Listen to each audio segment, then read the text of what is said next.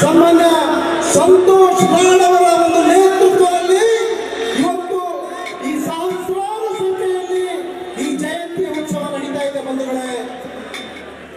ಬಹುಶಃ ಈ ಕಾರ್ಯಕ್ರಮ ಮಾಡಲಿಕ್ಕೆ ಕಾರಣ ಅಂತಂದ್ರೆ ಈ ದೇಶದಲ್ಲಿ ಬಹಳ ಜನ ಹೇಳ್ತಾ ಇದ್ದಾರೆ, ಕೆಲವು ಒಬ್ಬರು ಸಂವಿಧಾನವನ್ನು ಬದಲಿ ಮಾಡಲಿಕ್ಕೆ ಬಂದಿದ್ದೀವಿ ಅಂತ ಹೇಳ್ತಾ ಇದ್ದಾರೆ, ಸಂವಿಧಾನವನ್ನು ತೆಗೆದು ಹಾಕ್ತೀವಿ ಅಂತ ಹೇಳಲಿಕ್ಕೆ ಬಂದಿದ್ದಾರೆ. ಜಾತಿ ಧರ್ಮದ ಹೆಸರಿನಲ್ಲಿ ದೇಶವನ್ನು ಚಿತ್ರ ಮಾಡ್ತಾ ಇದ್ದಾರೆ. ಅದಕ್ಕಾಗಿ ಇವತ್ತು ಸಂತೋಷ್ ಲಾಡ್ ಅವರ ಒಂದು ನೇತೃತ್ವದಲ್ಲಿ ಇವತ್ತು ಏನು 12ನೇ ಶತಮಾನದಲ್ಲಿ ಅಣ್ಣ ಬಸವಣ್ಣನವರು ಜಾತಿ ರಹಿತ, ವರ್ಗ ರಹಿತ, ವರ್ಣರಹಿತ ಸಮಾಜವನ್ನು ನಿರ್ಮಾಣ ಮಾಡಬೇಕಂತೇಳಿ ಏನು ಹೋರಾಟ ಮಾಡಿದ್ರು, ಅದನ್ನೇ ಡಾಕ್ಟರ್ ಬಾಬಾ ಸಾಹೇಬ್ ಅಂಬೇಡ್ಕರ್ ವಿಶ್ವಕ್ಕೆ ಮಾದರಿಯಾದಂತ ವಿಶ್ವದಲ್ಲಿ ಅತಿ ದೊಡ್ಡದಾದಂತಹ ಪ್ರಜಾಪ್ರಭುತ್ವ ವ್ಯವಸ್ಥೆಯನ್ನು ಕೊಟ್ಟಂತ ಡಾಕ್ಟರ್ ಬಾಬಾ ಸಾಹೇಬ್ ಅಂಬೇಡ್ಕರ್ ಒಂದು ಸಂವಿಧಾನವನ್ನು ಉಳಿಸಿ ಬೆಳೆಸಬೇಕು ಅನ್ನುವಂತ ಸದುದ್ದೇಶವನ್ನು ಇಟ್ಕೊಂಡು ಇವತ್ತು ಈ ಸಹಸ್ರಾರು ಸಂಖ್ಯೆಯಲ್ಲಿ ಈ ಒಂದು ಕಾರ್ಯಕ್ರಮ ನೆರವೇರಿಸಿದೆ. ಬಹುಶಃ ನಾವು ಯಾರೋ ಅನಂತ್ ಕುಮಾರ್ ಹೆಗಡೆ ಅವರು ಸಂವಿಧಾನ ಬದಲಾವಣೆ ಮಾಡ್ತೀವಿ ಅಂತ ಹೇಳಿದ್ದಾರೆ, ಅವರಿಗೆ ಇಲ್ಲಿಂದಲೇ ಒಂದು ಸಂದೇಶ ಕಳಿಸಲಿಕ್ಕೆ ಬಯಸಿದ್ದೀವಿ. ಈ ಸಹಸ್ರಾರು ಸಂಖ್ಯೆಯ ಜನಸ್ತರವನ್ನು ನೋಡಿದ ಮೇಲೆ ಅವರು ಅರ್ಥ ಮಾಡ್ಕೊಳ್ಬೇಕು, ಯಾರೇ ಬಿಜೆಪಿಯವರು ನೀವೇನಾದ್ರೂ ಸಂವಿಧಾನವನ್ನು ಮುಟ್ಟಿದ್ರೆ ಸುಟ್ಟು ಭಸ್ಮ ಆಗ್ತೀರಿ ಅನ್ನುವಂಥದ್ದು ಅರ್ಥ ಮಾಡ್ಕೊಳ್ಬೇಕು ಬಂಧುಗಳೇ. ವೇದಿಕೆ ಮೇಲೆ ಅನೇಕ ಗಣ್ಯಮಾನ್ಯರಿದ್ದಾರೆ. ನಮ್ಮ ಧಾರವಾಡ ಲೋಕಸಭಾ ಸದಸ್ಯರಾದಂತಹ ವಿನೋದ್ ಅಸುಂಡಿ ಅವರಿದ್ದಾರೆ, ಅಭ್ಯರ್ಥಿಯಾದಂತಹ ವಿನೋದ್ ಅಸುಂಡಿ ಅವರಿದ್ದಾರೆ. ಅದೇ ರೀತಿಯಾಗಿ ಮಾಜಿ ಸಚಿವರಾದಂತಹ ಎಂ ಇಂಡಸ್ಟ್ರಿ ಸಾಹೇಬರಿದ್ದಾರೆ, ಮಾಜಿ ಶಾಸಕರಾದಂತಹ ಜಬ್ಬರ್ ಅವರಿದ್ದಾರೆ, ಮತ್ತು ಜನಪ್ರಿಯ ಶಾಸಕರಾದಂತಹ ಕೋಮರೆಡ್ಡಿ ಸಾಹೇಬರಿದ್ದಾರೆ. ಅದೇ ರೀತಿಯಾಗಿ ಮಾಜಿ ಶಾಸಕರಾದಂತ ಖಾದ್ರಿ ಅವರಿದ್ದಾರೆ. ಅದೇ ರೀತಿಯಾಗಿ ಮಾಜಿ ಸಂಸದರಾದಂತ ನಮ್ಮ ಐಜಿ ಸಲೀಂ ಸಾಹೇಬರಿದ್ದಾರೆ. ದಲಿತ ಮುಖಂಡರಾದಂತ ಜಗ್ಗಪ್ಪನವರಿದ್ದಾರೆ. ವೇದಿಕೆ ಮೇಲೆ ಕುಸುಮಾ ಶಿವಳ್ಳಿ ಅವರು ಮಾಜಿ ಶಾಸಕಿ, ಅವರು ಕೂಡ ಅನೇಕ. ಅದೇ ರೀತಿಯಾಗಿ ಮಾಜಿ ಶಾಸಕರಾದಂತಹ ಮೋಹನ್ ಲಿಂಬಿಕಾಯಿ ಅವರಿದ್ದಾರೆ ಮತ್ತು ನಮ್ಮ ಪಾರ್ಲಿಮೆಂಟ್ ಅಭ್ಯರ್ಥಿಯಾದಂತಹ ತುಕಾರಾಮ್ ಸಾಹೇಬರಿದ್ದಾರೆ. ಎಲ್ಲರೂ ಕೂಡ ಈ ವೇದಿಕೆ ಮೇಲೆ ಅನೇಕ ಗಣ್ಯಮಾನ್ಯರು, ದಲಿತ ಮುಖಂಡರು, ಸಹಸ್ರಾರು ಸಂಖ್ಯೆಯಲ್ಲಿ ತಾಯಿಯಂದಿರು, ಸಹೋದರರು ತಾವೆಲ್ಲ ಭಾಗಿಯಾಗಿದ್ದೀರಿ. ಬಹುಶಃ ನಾವೆಲ್ಲ ಅರ್ಥ ಮಾಡ್ಕೊಳ್ಬೇಕಾಗಿದೆ. ಬಹುಶಃ ಈ ಜಯಂತಿಯನ್ನು ನಾವು ಇಡೀ ದೇಶದಲ್ಲಿ ಅಷ್ಟೇ ಅಲ್ಲ, ಇಡೀ ವಿಶ್ವದಲ್ಲೇ ಈ ಜಯಂತಿ ಆಚರಣೆ ನಡೀತಾ ಇದೆ. ವಿಶ್ವಸಂಸ್ಥೆಯ 193 ರಾಷ್ಟ್ರಗಳು ಇವತ್ತೇನಾದರೂ ಈ ಜಯಂತಿ ಆಚರಣೆ ಮಾಡುವಂತಹ ಏಕೈಕ ಮಹಾತ್ಮ ಇದ್ರೆ, ಅದು ಯಾರಾದ್ರೂ ಇದ್ರೆ ಡಾಕ್ಟರ್ ಬಾಬಾ ಸಾಹೇಬ್ ಅಂಬೇಡ್ಕರ್ ಅಂತೇಳಿ ನಾನು ಬಹಳ ಘಂಟಾಘೋಷವಾಗಿ ಹೇಳಲಿಕ್ಕೆ ಬಯಸ್ತೀನಿ ಬಂಧುಗಳೇ. ಇವತ್ತು ಶತಮಾನಗಳಿಂದ ಶೋಷಣೆಗೊಳಪಟ್ಟಂತ ಸಮಾಜ, SC ST OBC ಜನಾಂಗಕ್ಕೆ ಬದುಕುವಂತಹ ಬದುಕನ್ನು ಕಲ್ಪಿಸಿಕೊಟ್ಟಂತ ಮಹಾತ್ಮ ಯಾರಾದ್ರೂ ಇದ್ರೆ ಅದು ಡಾಕ್ಟರ್ ಬಾಬಾ ಸಾಹೇಬ್ ಅಂಬೇಡ್ಕರ್ ಅಂತೇಳಿ ನಾನು ಹೇಳಲಿಕ್ಕೆ ಬಯಸ್ತೇನೆ. ಬಹುಶಃ ಬಾಬಾ ಸಾಹೇಬ್ ಅಂಬೇಡ್ಕರ್ ಹೇಳಿದ್ರು, ಎಲ್ಲಿವರೆಗೆ ಜಾತಿ ರಹಿತ, ಶೋಷಣೆ ರಹಿತ ಸಮಾಜ ನಿರ್ಮಾಣ ಆಗೋದಿಲ್ಲವೋ ಅಲ್ಲಿವರೆಗೆ ಸ್ವರಾಜ್ಯಕ್ಕೆ ಯಾವುದೇ ಅರ್ಥ ಇಲ್ಲ ಅನ್ನುವಂಥ ಮಾತನ್ನು ಹೇಳಿದ್ರು. ಆದರೆ ಇವತ್ತು ಆ ಸ್ವರಾಜ್ಯದ ಕನಸು ನಾಶ ಮಾಡಿ ಬಂಡವಾಳಶಾಹಿಗಳ ಭಾರತವನ್ನು ಮಾಡ್ತಾ ಇದ್ದಾರೆ ಅನ್ನುವಂಥದ್ದು ನಾವೆಲ್ಲ ಎಚ್ಚರಗೊಳ್ಳಬೇಕಾಗಿದೆ ಬಂಧುಗಳೇ. ಬಾಬಾ ಸಾಹೇಬ್ ಅಂಬೇಡ್ಕರ್ ಶೋಷಿತ ವರ್ಗಕ್ಕೆ ಆಸ್ತಿ ಮಾಡಿದರೆ ವಿನಃ ತಮಗಾಗಿ ಯಾವುದೇ ಒಂದು ಆಸ್ತಿಯನ್ನು ಮಾಡಿಲ್ಲ ಬಂಧುಗಳೇ. ಇಡೀ ಜೀವನವನ್ನೇ ಈ ದೇಶದ ಶೋಷಿತ ಜನಾಂಗಕ್ಕೆ ಸಾಮಾಜಿಕ ನ್ಯಾಯ ಕೊಡಬೇಕು, ಸಮಾನತೆ ಕೊಡಬೇಕು, ಸಾಮಾಜಿಕ ಹಕ್ಕುಗಳನ್ನು ಕೊಡಬೇಕನ್ನುವಂತ ಇಡೀ ಜೀವನವನ್ನೇ ಅವರು ಸಮರ್ಪಣೆ ಮಾಡಿಕೊಂಡ್ರು. ಬಹುಶಃ ಬಹಳ ಶ್ರೇಷ್ಠವಾದಂಥ ಸಂವಿಧಾನದ ಮೂಲಕ ಇವತ್ತು ನಮಗೆ ನಮ್ಮ ಹಕ್ಕುಗಳನ್ನು ಕೊಡುವಂತ ಕೆಲಸ ಮಾಡಿದ್ದಾರೆ. ಬಹುಶಃ ಇವತ್ತೆಲ್ಲೋ ಒಂದು ಕಡೆ ಸಂವಿಧಾನವನ್ನು ತೆಗೆದು ಹಾಕ್ತೀವಿ ಅನ್ನುವಂಥ ಭೂಪುರಿಯನ್ನು ಬಂದಿದ್ದಾರೆ. ಅವರಿಗೆ ನಾವೆಲ್ಲ ಇವತ್ತು ತಕ್ಕ ಪಾಠ ಕಲಿಸಬೇಕಾಗಿದೆ. ಇವತ್ತು ಜಾತಿ ಧರ್ಮದ ಹೆಸರಿನಲ್ಲಿ ದೇಶವನ್ನು ವಿಭಜನೆ ಮಾಡ್ತಾ ಇದ್ದಾರೆ. ಇವತ್ತು ಜಾತಿಯ ಐಕ್ಯತೆಗೆ ಧಕ್ಕೆ ಬರ್ತಾ ಇದೆ. ಬಂಧುಗಳೇ, ನಾವೆಲ್ಲ ಇವತ್ತು ಅರ್ಥ ಮಾಡ್ಕೊಳ್ಬೇಕಾಗಿದೆ. ಬಹುಶಃ ಇದನ್ನು ಅರ್ಥಂತಹ ಸಂತೋಷ್ ಲಾಡ್ ಸಾಹೇಬರು ಯಾವಾಗ ಜಿಲ್ಲಾ ಉಸ್ತುವಾರಿಗಳ ಸಚಿವರಾಗಿ ಬಂದಿದ್ದಾರೆ, ಬಹುಶಃ ಜಿಲ್ಲೆಯಲ್ಲಿ ಒಂದು ಸಂಚಲನ ಮೂಡಿಸಿದ್ದಾರೆ. ಮಿಂಚಿನ ಸಂಚಲನ. ಇವತ್ತು ಒಬ್ಬ ಡೈನಾಮಿಕ್ ಹೀರೋ ಅಂತ ಹೇಳ್ತೀವಿ ನಾವು. ಬಹುಶಃ ಬಾಬಾ ಸಾಹೇಬ್ ಅಂಬೇಡ್ಕರ್ ಹೇಳ್ತಾ ಇದ್ರು, ಶಿಕ್ಷಣಕ್ಕೆ ಮಹತ್ವವನ್ನು ಕೊಡಬೇಕು, ಶಿಕ್ಷಣದಿಂದ ಮಾತ್ರ ನಿಮ್ಮ ಸರ್ವಾಂಗೀಣ ಅಭಿವೃದ್ಧಿ ಆಗ್ತದೆ ಅಂತೇಳಿ. ಶಿಕ್ಷಣ ಅಂದರೆ ಹುಲಿ ಹಾಲಿನ ಇದ್ದಂತೆ. ಬಹುಶಃ ಯಾರು ಆ ಹಾಲನ್ನು ಕುಡಿತಾರೆ ಅವರು ಗರ್ಜಿಸ್ತಾರೆ ಅಂತೇಳಿ. ಇವತ್ತು ಸಂತೋಷ್ ಲಾಡ್ ಅವರು ಹುಲಿ ಹಾಲನ್ನು ಕುಡಿದು ಹುಲಿಯಂತೆ ಗರ್ಜಿಸ್ತಾ ಇದ್ದಾರೆ. ಅದಕ್ಕಾಗಿ ಇವತ್ತು ತಾವೆಲ್ಲ ನೋಡ್ತಾ ಇದ್ದೀರಿ ಮಾಧ್ಯಮದಲ್ಲಿ, ಎಲ್ಲ ಟ್ವಿಟರ್ನಲ್ಲಿ, ಎಲ್ಲ ಸಾಮಾಜಿಕ ಜಾಲತಾಣಗಳಲ್ಲಿ. ಇವತ್ತು ಇಡೀ ದೇಶದಲ್ಲಿ ಬಹಳ ಪ್ರಶಂಸೆಗೆ ಪಾತ್ರರಾಗಿದ್ದಾರೆ. ಕಾರಣ ಅಂತಂದ್ರೆ ಶಿಕ್ಷಣವನ್ನು ಪಡೆದು ಇವತ್ತು ಹುಲಿಯಂತೆ ಗರ್ಜಿಸುವಂತಹ ಶಕ್ತಿ ಇವತ್ತು ಡಾಕ್ಟರ್ ಬಾಬಾ ಸಾಹೇಬ್ ಅಂಬೇಡ್ಕರ್ ಕೊಟ್ಟಿದ್ದಾರೆ ಅನ್ನುವಂಥದ್ದು ಕೂಡ. ಬಹುಶಃ ಛತ್ರಪತಿ ಶಿವಾಜಿಯ ಖಡ್ಗವನ್ನು ಇಟ್ಕೊಂಡೇ ಇದ್ದಾರೆ, ಕುದುರೆ ಏರಿದ್ದಾರೆ ಇವತ್ತು. ಬಹುಶಃ ಯಾರ್ಯಾರು ಸಂವಿಧಾನಕ್ಕೆ ವಿರೋಧ ಮಾಡ್ತಾರ ಅವನ್ನೆಲ್ಲ ಸರ್ವನಾಶ, ತಮ್ಮ ಖಡ್ಗದಿಂದ ಸರ್ವನಾಶ ಮಾಡುವಂತಹ ಕೆಲಸ ಸಂತೋಷ್ ಲಾಡ್ ಅವರು ಮಾಡ್ತಾರೆ ಅನ್ನುವಂಥದ್ದು ನಾವೆಲ್ಲ ಅರ್ಥ ಮಾಡ್ಕೊಳ್ಬೇಕು. ಬಹುಶಃ ಈ ದೇಶದಲ್ಲಿ ಅನೇಕರು ಖಡ್ಗದಿಂದ ಅನೇಕ ತಮ್ಮ ಸಾಮ್ರಾಜ್ಯದ ವಿಸ್ತರಣೆ ಮಾಡಿರ್ಬೋದು. ಆದರೆ ಡಾಕ್ಟರ್ ಬಾಬಾ ಸಾಹೇಬ್ ಅಂಬೇಡ್ಕರ್ ತಮ್ಮ ಪೆನ್ನಿನ ಮೂಲಕ ತಮ್ಮ ಜ್ಞಾನದ ಭಂಡಾರವನ್ನು, ಜ್ಞಾನದ ಸಾಮ್ರಾಜ್ಯವನ್ನು ವಿಸ್ತರಣೆ ಮಾಡಿದಂತಹ ಶ್ರೇಯಸ್ಸು ಡಾಕ್ಟರ್ ಬಾಬಾ ಸಾಹೇಬ್ ಅಂಬೇಡ್ಕರ್ಗೆ ಸಲ್ಲುತ್ತದೆ ಅನ್ನುವಂಥ ಮಾತನ್ನು ಕೂಡ ನಾನು ಹೇಳಲಿಕ್ಕೆ ಬಯಸ್ತೀನಿ. ಬಹುಶಃ ಇವತ್ತು ಬಾಬಾ ಸಾಹೇಬ್ ಅಂಬೇಡ್ಕರ್ ಕನಸ್ಕೊಂಡಿದ್ರು ಶಿಕ್ಷಣ, ಆರೋಗ್ಯ, ಭೂಮಿ ಎಲ್ಲವೂ ಕೂಡ ರಾಷ್ಟ್ರೀಕರಣ ಆಗಬೇಕು ಅಂತೇಳಿ. ಆದರೆ ದುರ್ದೈವ ಇವತ್ತೆಲ್ಲವೂ ಕೂಡ ಪ್ರೈವೇಟೈಸೇಷನ್ ಮಾಡ್ತಾ ಇದ್ದಾರೆ. ಇವತ್ತು ಬಿಜೆಪಿ ಸರ್ಕಾರ ಎಲ್ಲವನ್ನು ಕೂಡ ನಾವು ನಮ್ಮ ತೆರಿಗೆಯಿಂದ ಕಟ್ಟಿದಂತ ಸರ್ಕಾರದ ಸಂಘ ಸಂಸ್ಥೆಗಳನ್ನೆಲ್ಲವೂ ಕೂಡ ಮಾರಾಟ ಮಾಡಿ ಇವತ್ತು ಎಲ್ಲ ಒಂದು ಕಡೆ ಖಾಸಗೀಕರಣ ಮಾಡಿ ನಮಗೆ ಸಿಗಬೇಕಾದಂತ ರಿಸರ್ವೇಶನ್ ಅನ್ನು ಬಹಳ ವ್ಯವಸ್ಥಿತವಾಗಿ ಮುಗಿಸ್ತಾ ಇದ್ದಾರೆ ಅನ್ನುವಂಥದ್ದು ಅರ್ಥ ಮಾಡ್ಕೊಳ್ಬೇಕು ಬಂಧುಗಳೇ. ಬರೇ ಬಾಯಲ್ಲಿ ಮಾತಾಡ್ತಾರೆ ನಾವು ದಲಿತರ ಉದ್ಧಾರ ಮಾಡ್ತೀವಿ, ನಾವು ದಲಿತರ ಪರವಾಗಿದ್ದೀವಿ ಅಂತೇಳಿ. ಬಹುಶಃ ನೀವು ನೋಡಿರ್ಬೋದು RSS ಕಚೇರಿಯಲ್ಲಿ ಬಾಬಾ ಸಾಹೇಬ್ ಅಂಬೇಡ್ಕರ್ ಒಂದು ಫೋಟೋವನ್ನು ಹೊರಗೆ ಹಾಕಿದ್ದು ನೀವೆಲ್ಲ ಕೂಡ ಕಣ್ಣಾರೆ ನೋಡಿದ್ದೀರಿ. ಬಿಜೆಪಿ ಆಫೀಸ್ನಲ್ಲಿ ವಾಲ್ಮೀಕಿ ಮತ್ತು ಬಾಬಾ ಸಾಹೇಬ್ ಅಂಬೇಡ್ಕರ್ ಫೋಟೋವನ್ನು ತೆಗೆದಿದ್ದು. ಇವರ ಮನಸ್ಥಿತಿ ಹೇಗಿದೆ ಅನ್ನುವಂಥದ್ದು ನೀವೆಲ್ಲ ಅರ್ಥ ಮಾಡ್ಕೊಳ್ಬೇಕು. ನಾವೆಲ್ಲ ಒಗ್ಗಟ್ಟಾಗಬೇಕಾಗಿದೆ. ದಲಿತರು, ಹಿಂದುಳಿದವರು, ಶೋಷಿತರು ಈ ದೇಶದಲ್ಲಿ ಸಮಾನತೆ ಬರಬೇಕು, ಸಾಮಾಜಿಕ ನ್ಯಾಯ ಸಿಗಬೇಕು. ಇವತ್ತು ಅದಕ್ಕಾಗಿ ಬಸವಣ್ಣನವರ ಒಂದು ಏನು ವಿಚಾರ ಆಚಾರಗಳು ಏನು ಅವರು ಪ್ರತಿಪಾದನೆ ಮಾಡಿದ್ರು ಅದನ್ನ ಪ್ರತಿಪಾದನೆ ಮಾಡಲಿಕ್ಕೆ ಹೊರಟಿರುವಂತ, ಅದನ್ನ ಪ್ರಚಾರ ಮಾಡಲಿಕ್ಕೆ ಹೊರಟಿರುವಂತ ಸಂತೋಷ್ ಲಾಡ್ ಅವರಿಗೆ ನನ್ನ ಹೃದಯಪೂರ್ವಕವಾದಂತಹ ಅಭಿನಂದನೆಗಳನ್ನು ಸಲ್ಲಿಸಲಿಕ್ಕೆ ಬಯಸ್ತೀನಿ ಬಂಧುಗಳೇ. ಅದೇ ರೀತಿಯಾಗಿ ಡಾಕ್ಟರ್ ಬಾಬಾ ಸಾಹೇಬ್ ಅಂಬೇಡ್ಕರ್ ವಿಚಾರಗಳನ್ನು ಮೈಗೂಡಿಸಿಕೊಂಡು ಅದನ್ನೆಲ್ಲ ಕಡೆ ಪ್ರತಿಪಾದನೆ ಮಾಡಲಿಕ್ಕೆ ಹೊರಟಿದ್ದಾರೆ. ಅದಕ್ಕಾಗಿ ನಿಮಗೆ ನಮ್ಮೆಲ್ಲರ ದಲಿತರ ಪರವಾಗಿ, ಶೋಷಿತರ ಪರವಾಗಿ, ಹಿಂದುಳಿದವರ ಪರವಾಗಿ ಹೃದಯಪೂರ್ವಕವಾದಂತಹ ಅಭಿನಂದನೆಗಳನ್ನು ಸಲ್ಲಿಸಲಿಕ್ಕೆ ಬಯಸ್ತೀನಿ ಬಂಧುಗಳೇ.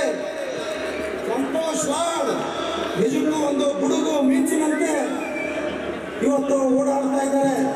ನಿಜಕ್ಕೂ ನಿಮ್ಮ ಶಕ್ತಿಗೆ ನಾವೆಲ್ಲ ಬೆನ್ನೆಲುವಾಗಿ ನಿಲ್ತೀವಿ.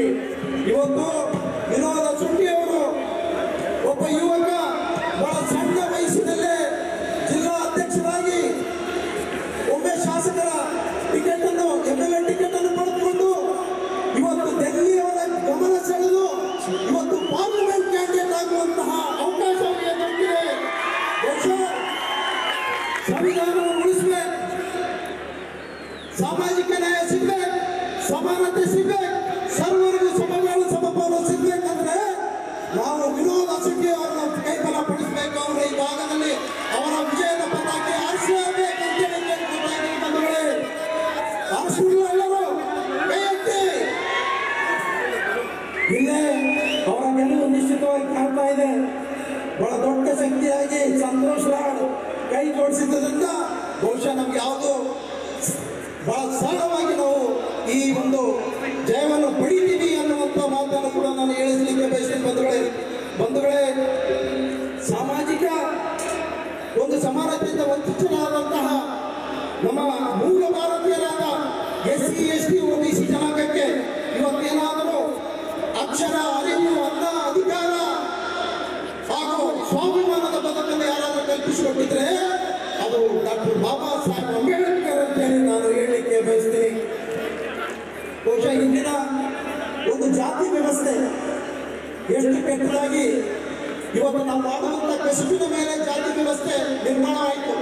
ಆದರೆ ಈ ಜಾತಿ ವ್ಯವಸ್ಥೆ ಇವತ್ತು ಇಷ್ಟು ಕೆಟ್ಟ ಪದ್ಧತಿಯಲ್ಲಿ ಸಾವಿರಾರು ವರ್ಷಗಳಿಂದ ನಮ್ಮನ್ನು ಯಾವ ರೀತಿ ಪ್ರಾಣಿಗಳಿಗಿಂತ ಕಡೆಯಾಗಿ ನೋಡಿದಂತಹ ದಿನಗಳನ್ನು ನಾವೆಲ್ಲ ಕೂಡ ಇತಿಹಾಸವನ್ನು ನಾವೆಲ್ಲ ಕೂಡ ತಿಳ್ಕೊಳ್ಬೇಕು.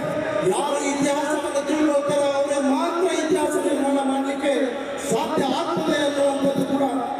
ಅದಕ್ಕೆ ಇವತ್ತು ಬಾಬಾ ಸಾಹೇಬ್ ಅಂಬೇಡ್ಕರ್ ಹೇಳುವುದು ಶಿಕ್ಷಣಕ್ಕೆ ಹೆಚ್ಚು ಒತ್ತನ್ನು ಕೊಡಬೇಕು. ಶಿಕ್ಷಣದಿಂದ ಮಾತ್ರ ನಮ್ಮೆಲ್ಲರ ಸರ್ವಾಗಿನ ಅಭಿವೃದ್ಧಿ ಆಗಲಿಕ್ಕೆ ಸಾಧ್ಯ ಅನ್ನುವಂಥದ್ದು ಹೇಳ್ತಾ ಇದ್ರು. ಅದಕ್ಕೆ ಹೇಳ್ತಾ ಇದ್ರು, pen is a powerful weapon, you can use it to change the world ಅಂತೇಳಿ ಆ ನಿಟ್ಟಿನಲ್ಲಿ ಶಿಕ್ಷಣಕ್ಕೆ ನಾವು ಒತ್ತನ್ನು ಕೊಡುವಂತ ಕೆಲಸ ನಾವೆಲ್ಲ ಕೂಡ ಮಾಡಬೇಕು ಅನ್ನುವಂಥದ್ದು ಈ ಸಂದರ್ಭದಲ್ಲಿ ಹೇಳಲಿಕ್ಕೆ ಬಯಸ್ತೀನಿ. ಬಂಧುಗಳೇ, ವಿಶೇಷವಾಗಿ ಬಾಬಾ ಸಾಹೇಬ್ ಅಂಬೇಡ್ಕರ್ ಯಾವತ್ತು ಕೂಡ ನನ್ನನ್ನು ಪ್ರತಿಭೆಯಲ್ಲಿ ನೋಡಬೇಡಿ, ನನ್ನನ್ನು ಪುಸ್ತಕದಲ್ಲಿ ಹುಡುಕುವಂತ ಕೆಲಸ ಮಾಡಿ ಅಂತ ಹೇಳ್ತಾ ಇದ್ರು. ಪ್ರತಿಭೆಯಲ್ಲಿ ನೋಡೋದ್ರಿಂದ, ಪೂಜಿಸೋದ್ರಿಂದ ನಾವು ಗುಲಾಮರಾಗ್ತೀರಿ ಅಂತ ಹೇಳ್ತಾ ಇದ್ರು. ಬಹುಶಃ ನನ್ನನ್ನು ಓದುವುದರಿಂದ, ತಿಳ್ಕೊಳ್ಳೋದ್ರಿಂದ ಸ್ವಾಭಿಮಾನದ ಬದುಕನ್ನು ಬದುಕ್ತೀರಿ ಅಂತೇಳಿ ಡಾಕ್ಟರ್ ಬಾಬಾ ಸಾಹೇಬ್ ಅಂಬೇಡ್ಕರ್ ಹೇಳಿದ್ದು ಕೂಡ ನಾವೆಲ್ಲ ಅರ್ಥ ಮಾಡ್ಕೊಳ್ಬೇಕು. ಬಾಬಾ ಸಾಹೇಬ್ ಅಂಬೇಡ್ಕರ್ ಮುಕ್ತಿದಾತರಲ್ಲ, ಅವರು ಮಾರ್ಗದಾತರು. ಯಾವತ್ತೂ ಕೂಡ ಮುಕ್ತಿದಾತರು ಅಂತ ಹೇಳಿ ತಿಳಿಬಾರ್ದು, ಮಾರ್ಗದಾತರು. ಅದಕ್ಕಾಗಿ ನಾವು ಬರೇ ಬಾಬಾ ಸಾಹೇಬ್ ಅಂಬೇಡ್ಕರ್ ಫೋಟೋ ಇಟ್ಕೊಂಡೆ ಭಾರತದಲ್ಲಿ ಬಾಬಾ ಸಾಹೇಬ್ ಅಂಬೇಡ್ಕರ್ ವಿಚಾರಗಳೆಲ್ಲ ತಲೆಯಲ್ಲಿ ತುಂಬಿಸ್ಕೊಂಡ್ರೆ ಇನ್ನೆಷ್ಟು ಪವರ್ಫುಲ್ ಆಗ್ತೀವಿ ಅನ್ನುವಂಥದ್ದು ನಾವೆಲ್ಲ ಅರ್ಥ ಮಾಡ್ಕೊಳ್ಬೇಕು ಬಂಧುಗಳೇ. ಅದಕ್ಕಾಗಿ ನಾವು ಪರಿಹಾರ ಅಂಬೇಡ್ಕರ್ ಬೇಡ, ಪರಿವರ್ತನೆ ಅಂಬೇಡ್ಕರ್ ಬೇಕು ಅನ್ನುವಂತಹ ನಾವೆಲ್ಲ ಕೂಡ ಇವತ್ತು ಅರ್ಥ ಮಾಡ್ಕೊಳ್ಬೇಕು ಅನ್ನುವಂಥದ್ದು ಕೂಡ.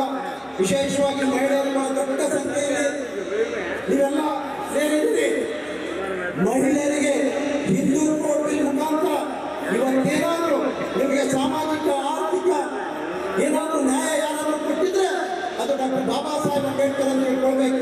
ಬಹುಶಃ ಹಿಂದೆ ವೋಟಿಂಗ್ ಪವರ್ ಕೂಡ ಇರಲಿಲ್ಲ. ಕೇವಲ 3 ಸರ್ಕಾರಿ ಟ್ಯಾಕ್ಸ್ ಯಾರು ಕೊಡ್ತಾ ಇದ್ರು ಅವ್ರಿಗೆ ವೋಟಿಂಗ್ ಪವರ್ ಇತ್ತು, ಪದವೀಧರರಾಗಿದ್ರು ಅವ್ರಿಗೆ ವೋಟಿಂಗ್ ಪವರ್ ಇತ್ತು, ಮತ್ತು ಬ್ರಾಹ್ಮಣರಿಗೆ ಮಾತ್ರ ವೋಟಿಂಗ್ ಪವರ್ ಇತ್ತು. ಆದರೆ ಡಾಕ್ಟರ್ ಬಾಬಾ ಸಾಹೇಬ್ ಅಂಬೇಡ್ಕರ್ ಇವತ್ತು 18 ವರ್ಷ ಮೇಲ್ಪಟ್ಟ ಎಲ್ಲ ಜಾತಿ ಭೇದ, ಲಿಂಗ ಭೇದ ರಹಿತವಾದಂಥ ಎಲ್ಲರಿಗೂ ಕೂಡ ಒಂದು ಮತದಾನದ ಹಕ್ಕನ್ನು ಕೊಟ್ಟಂತ ಇವತ್ತು ಆ ಒಂದು ಏನು ಕೊಟ್ಟಂತದ್ರ ಮೇಲೆ ಇವತ್ತು ನಾವೆಲ್ಲ ಇಲ್ಲಿ ಶಾಸಕರಾಗಿದ್ದೀವಿ, ಸಂಸದರಾಗಿದ್ದೀವಿ, ಇವತ್ತು ಮಂತ್ರಿಗಳಾಗಿದ್ವಿ ಅನ್ನುವಂಥದ್ದು. ಬಹುಶಃ ಹಿಂದೆ ರಾಣಿಯ ಹೊಟ್ಟೆಯಲ್ಲಿ ಮಾತ್ರ ರಾಜ ಹುಡ್ತಾ ಇದ್ರು. ಇವತ್ತು ಆ ಕಾಲ ಬದಲಾವಣೆ ಆಗಿದೆ. ಮತಗಟ್ಟೆಯ ಪೆಟ್ಟಿಗೆಯಲ್ಲಿ ಇವತ್ತು ರಾಜರು ಹುಟ್ಟುವಂತಹ ಕೆಲಸ ಅದು ಯಾರಾದರೂ ಕೊಟ್ಟಿದ್ರೆ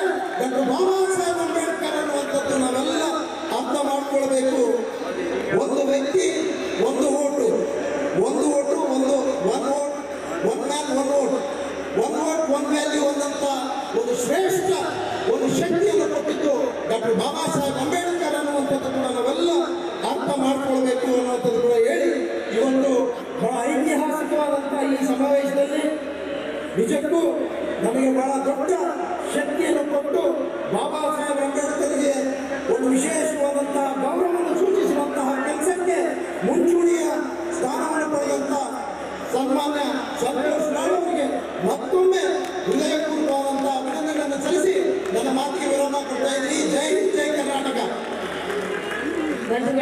ದಯಮಾಡಿ ಸಂತೋಷ್ ಲಾಡ್ ಅವರು ಇಷ್ಟೆಲ್ಲ ಕಷ್ಟಪಟ್ಟು ಇಷ್ಟು ದೊಡ್ಡ ಮಟ್ಟದಲ್ಲಿ ನಮ್ಮನ್ನೆಲ್ಲ ಸೇರಿಸಿ ನಮ್ಮ ಸಂವಿಧಾನದ ರಕ್ಷಣೆಗಾಗಿ ನಮ್ಮ ಹಕ್ಕಿಗಾಗಿ ಇವತ್ತು ನಮ್ಮನ್ನು ಕೂಡಿಸುವಂತ ಕೆಲಸ ಮಾಡಿದ್ದಾರೆ. ಇವತ್ತು ಅದಕ್ಕೆ ನಾವು ದಯಮಾಡಿ ಯಾರು ಕೂಡ ಎದ್ದು ಹೋಗಬಾರ್ದು, ಎಲ್ಲರೂ ದಯಮಾಡಿ ಕೂತ್ಕೊಳ್ಬೇಕು. ಕಾರ್ಯಕ್ರಮ ಬಹಳ ಶಿಸ್ತಿನಿಂದ ನಡೆದು ಇತರರಿಗೆ ಯಾವ ರೀತಿ ಕಾರ್ಯಕ್ರಮ ನಡೀತು ಅಂತೇಳಿ ನಾವು ಮಾದರಿ ಆಗಬೇಕು ಅನ್ನುವಂಥದ್ದು ಕೂಡ ಈ ಸಂದರ್ಭದಲ್ಲಿ ಕೇಳಿ ತಮ್ಮೆಲ್ಲರನ್ನು ವಂದಿಸಿ ಜೈ ಭೀಮ್ ಅಂತ ಹೇಳಿ ನನ್ನ ಮಾತುಕತೆ ಮಾಡ್ತೀನಿ. ಜೈ ಭೀಮ್. ಧನ್ಯವಾದಗಳು. ಮನುಕುಲದ ಸರ್ವಶ್ರೇಷ್ಠ ಗ್ರಂಥಾಲಯದ ಸಂವಿಧಾನ ಎಂದು ತಿಳಿಸಿದ ಶ್ರೀಯುತ ಪ್ರಸಾದ ಭಯ ಸರ್ ಅವರಿಗೆ ಧನ್ಯವಾದಗಳು. ಪ್ರಸಾದ ಭಯ ಸರ್ ಅವರು ಮಾತಾಡಬೇಕಂದ್ರೆ ಹೇಳ್ತಾ ಇದ್ರು, ಸಾಮಾಜಿಕ ಜಾಲತಾಣಗಳಲ್ಲಿ ಯಾವ ರೀತಿ ಅಬ್ಬರಿಸಿದ್ರು, ಹಾಗೆ ನಮ್ಮ ಬಸವಣ್ಣನವರ ಕುರಿತಾಗಿ ಹಾಗೂ ನಮ್ಮ ಬಾಬಾ ಸಾಹೇಬ್ ಅಂಬೇಡ್ಕರ್ ಅವರ ಕುರಿತಾಗಿ ನಮ್ಮ ವಿಧಾನ ಪರಿಷತ್ನಲ್ಲಿ ಮೊಟ್ಟ ಮೊದಲ ಬಾರಿಗೆ ವಿಧಾನಸಭೆಯಲ್ಲಿ ಮೊಟ್ಟ ಮೊದಲ ಬಾರಿಗೆ ಧ್ವನಿಯನ್ನು ಎತ್ತಿದಂತ ನಮ್ಮ ನಿಮ್ಮೆಲ್ಲರ ನೆಚ್ಚಿನ ನಾಯಕರಾಗಿರುವಂತಹ ಸಂತೋಷ್ ಎಸ್ ಲಾಡ್ ಸರ್ ಅವರು ಮಾತನಾಡುವಂತಹ ಒಂದು ತುಣುಕುಗಳನ್ನ ಈಗ ನಾವು ವೀಕ್ಷಿಸೋಣ. 2 ನಿಮಿಷ.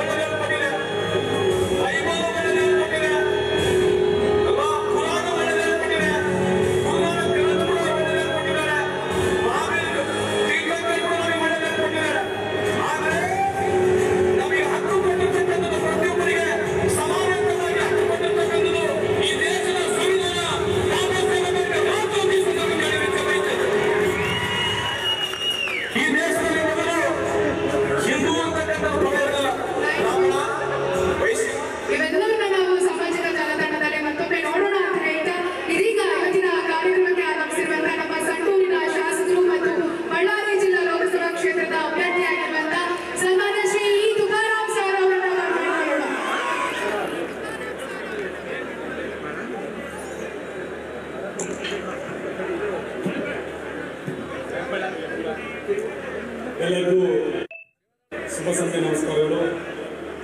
ಡಾಕ್ಟರ್ ಬಾಬಾ ಸಾಹೇಬ್ ಅಂಬೇಡ್ಕರ್ ಅವರ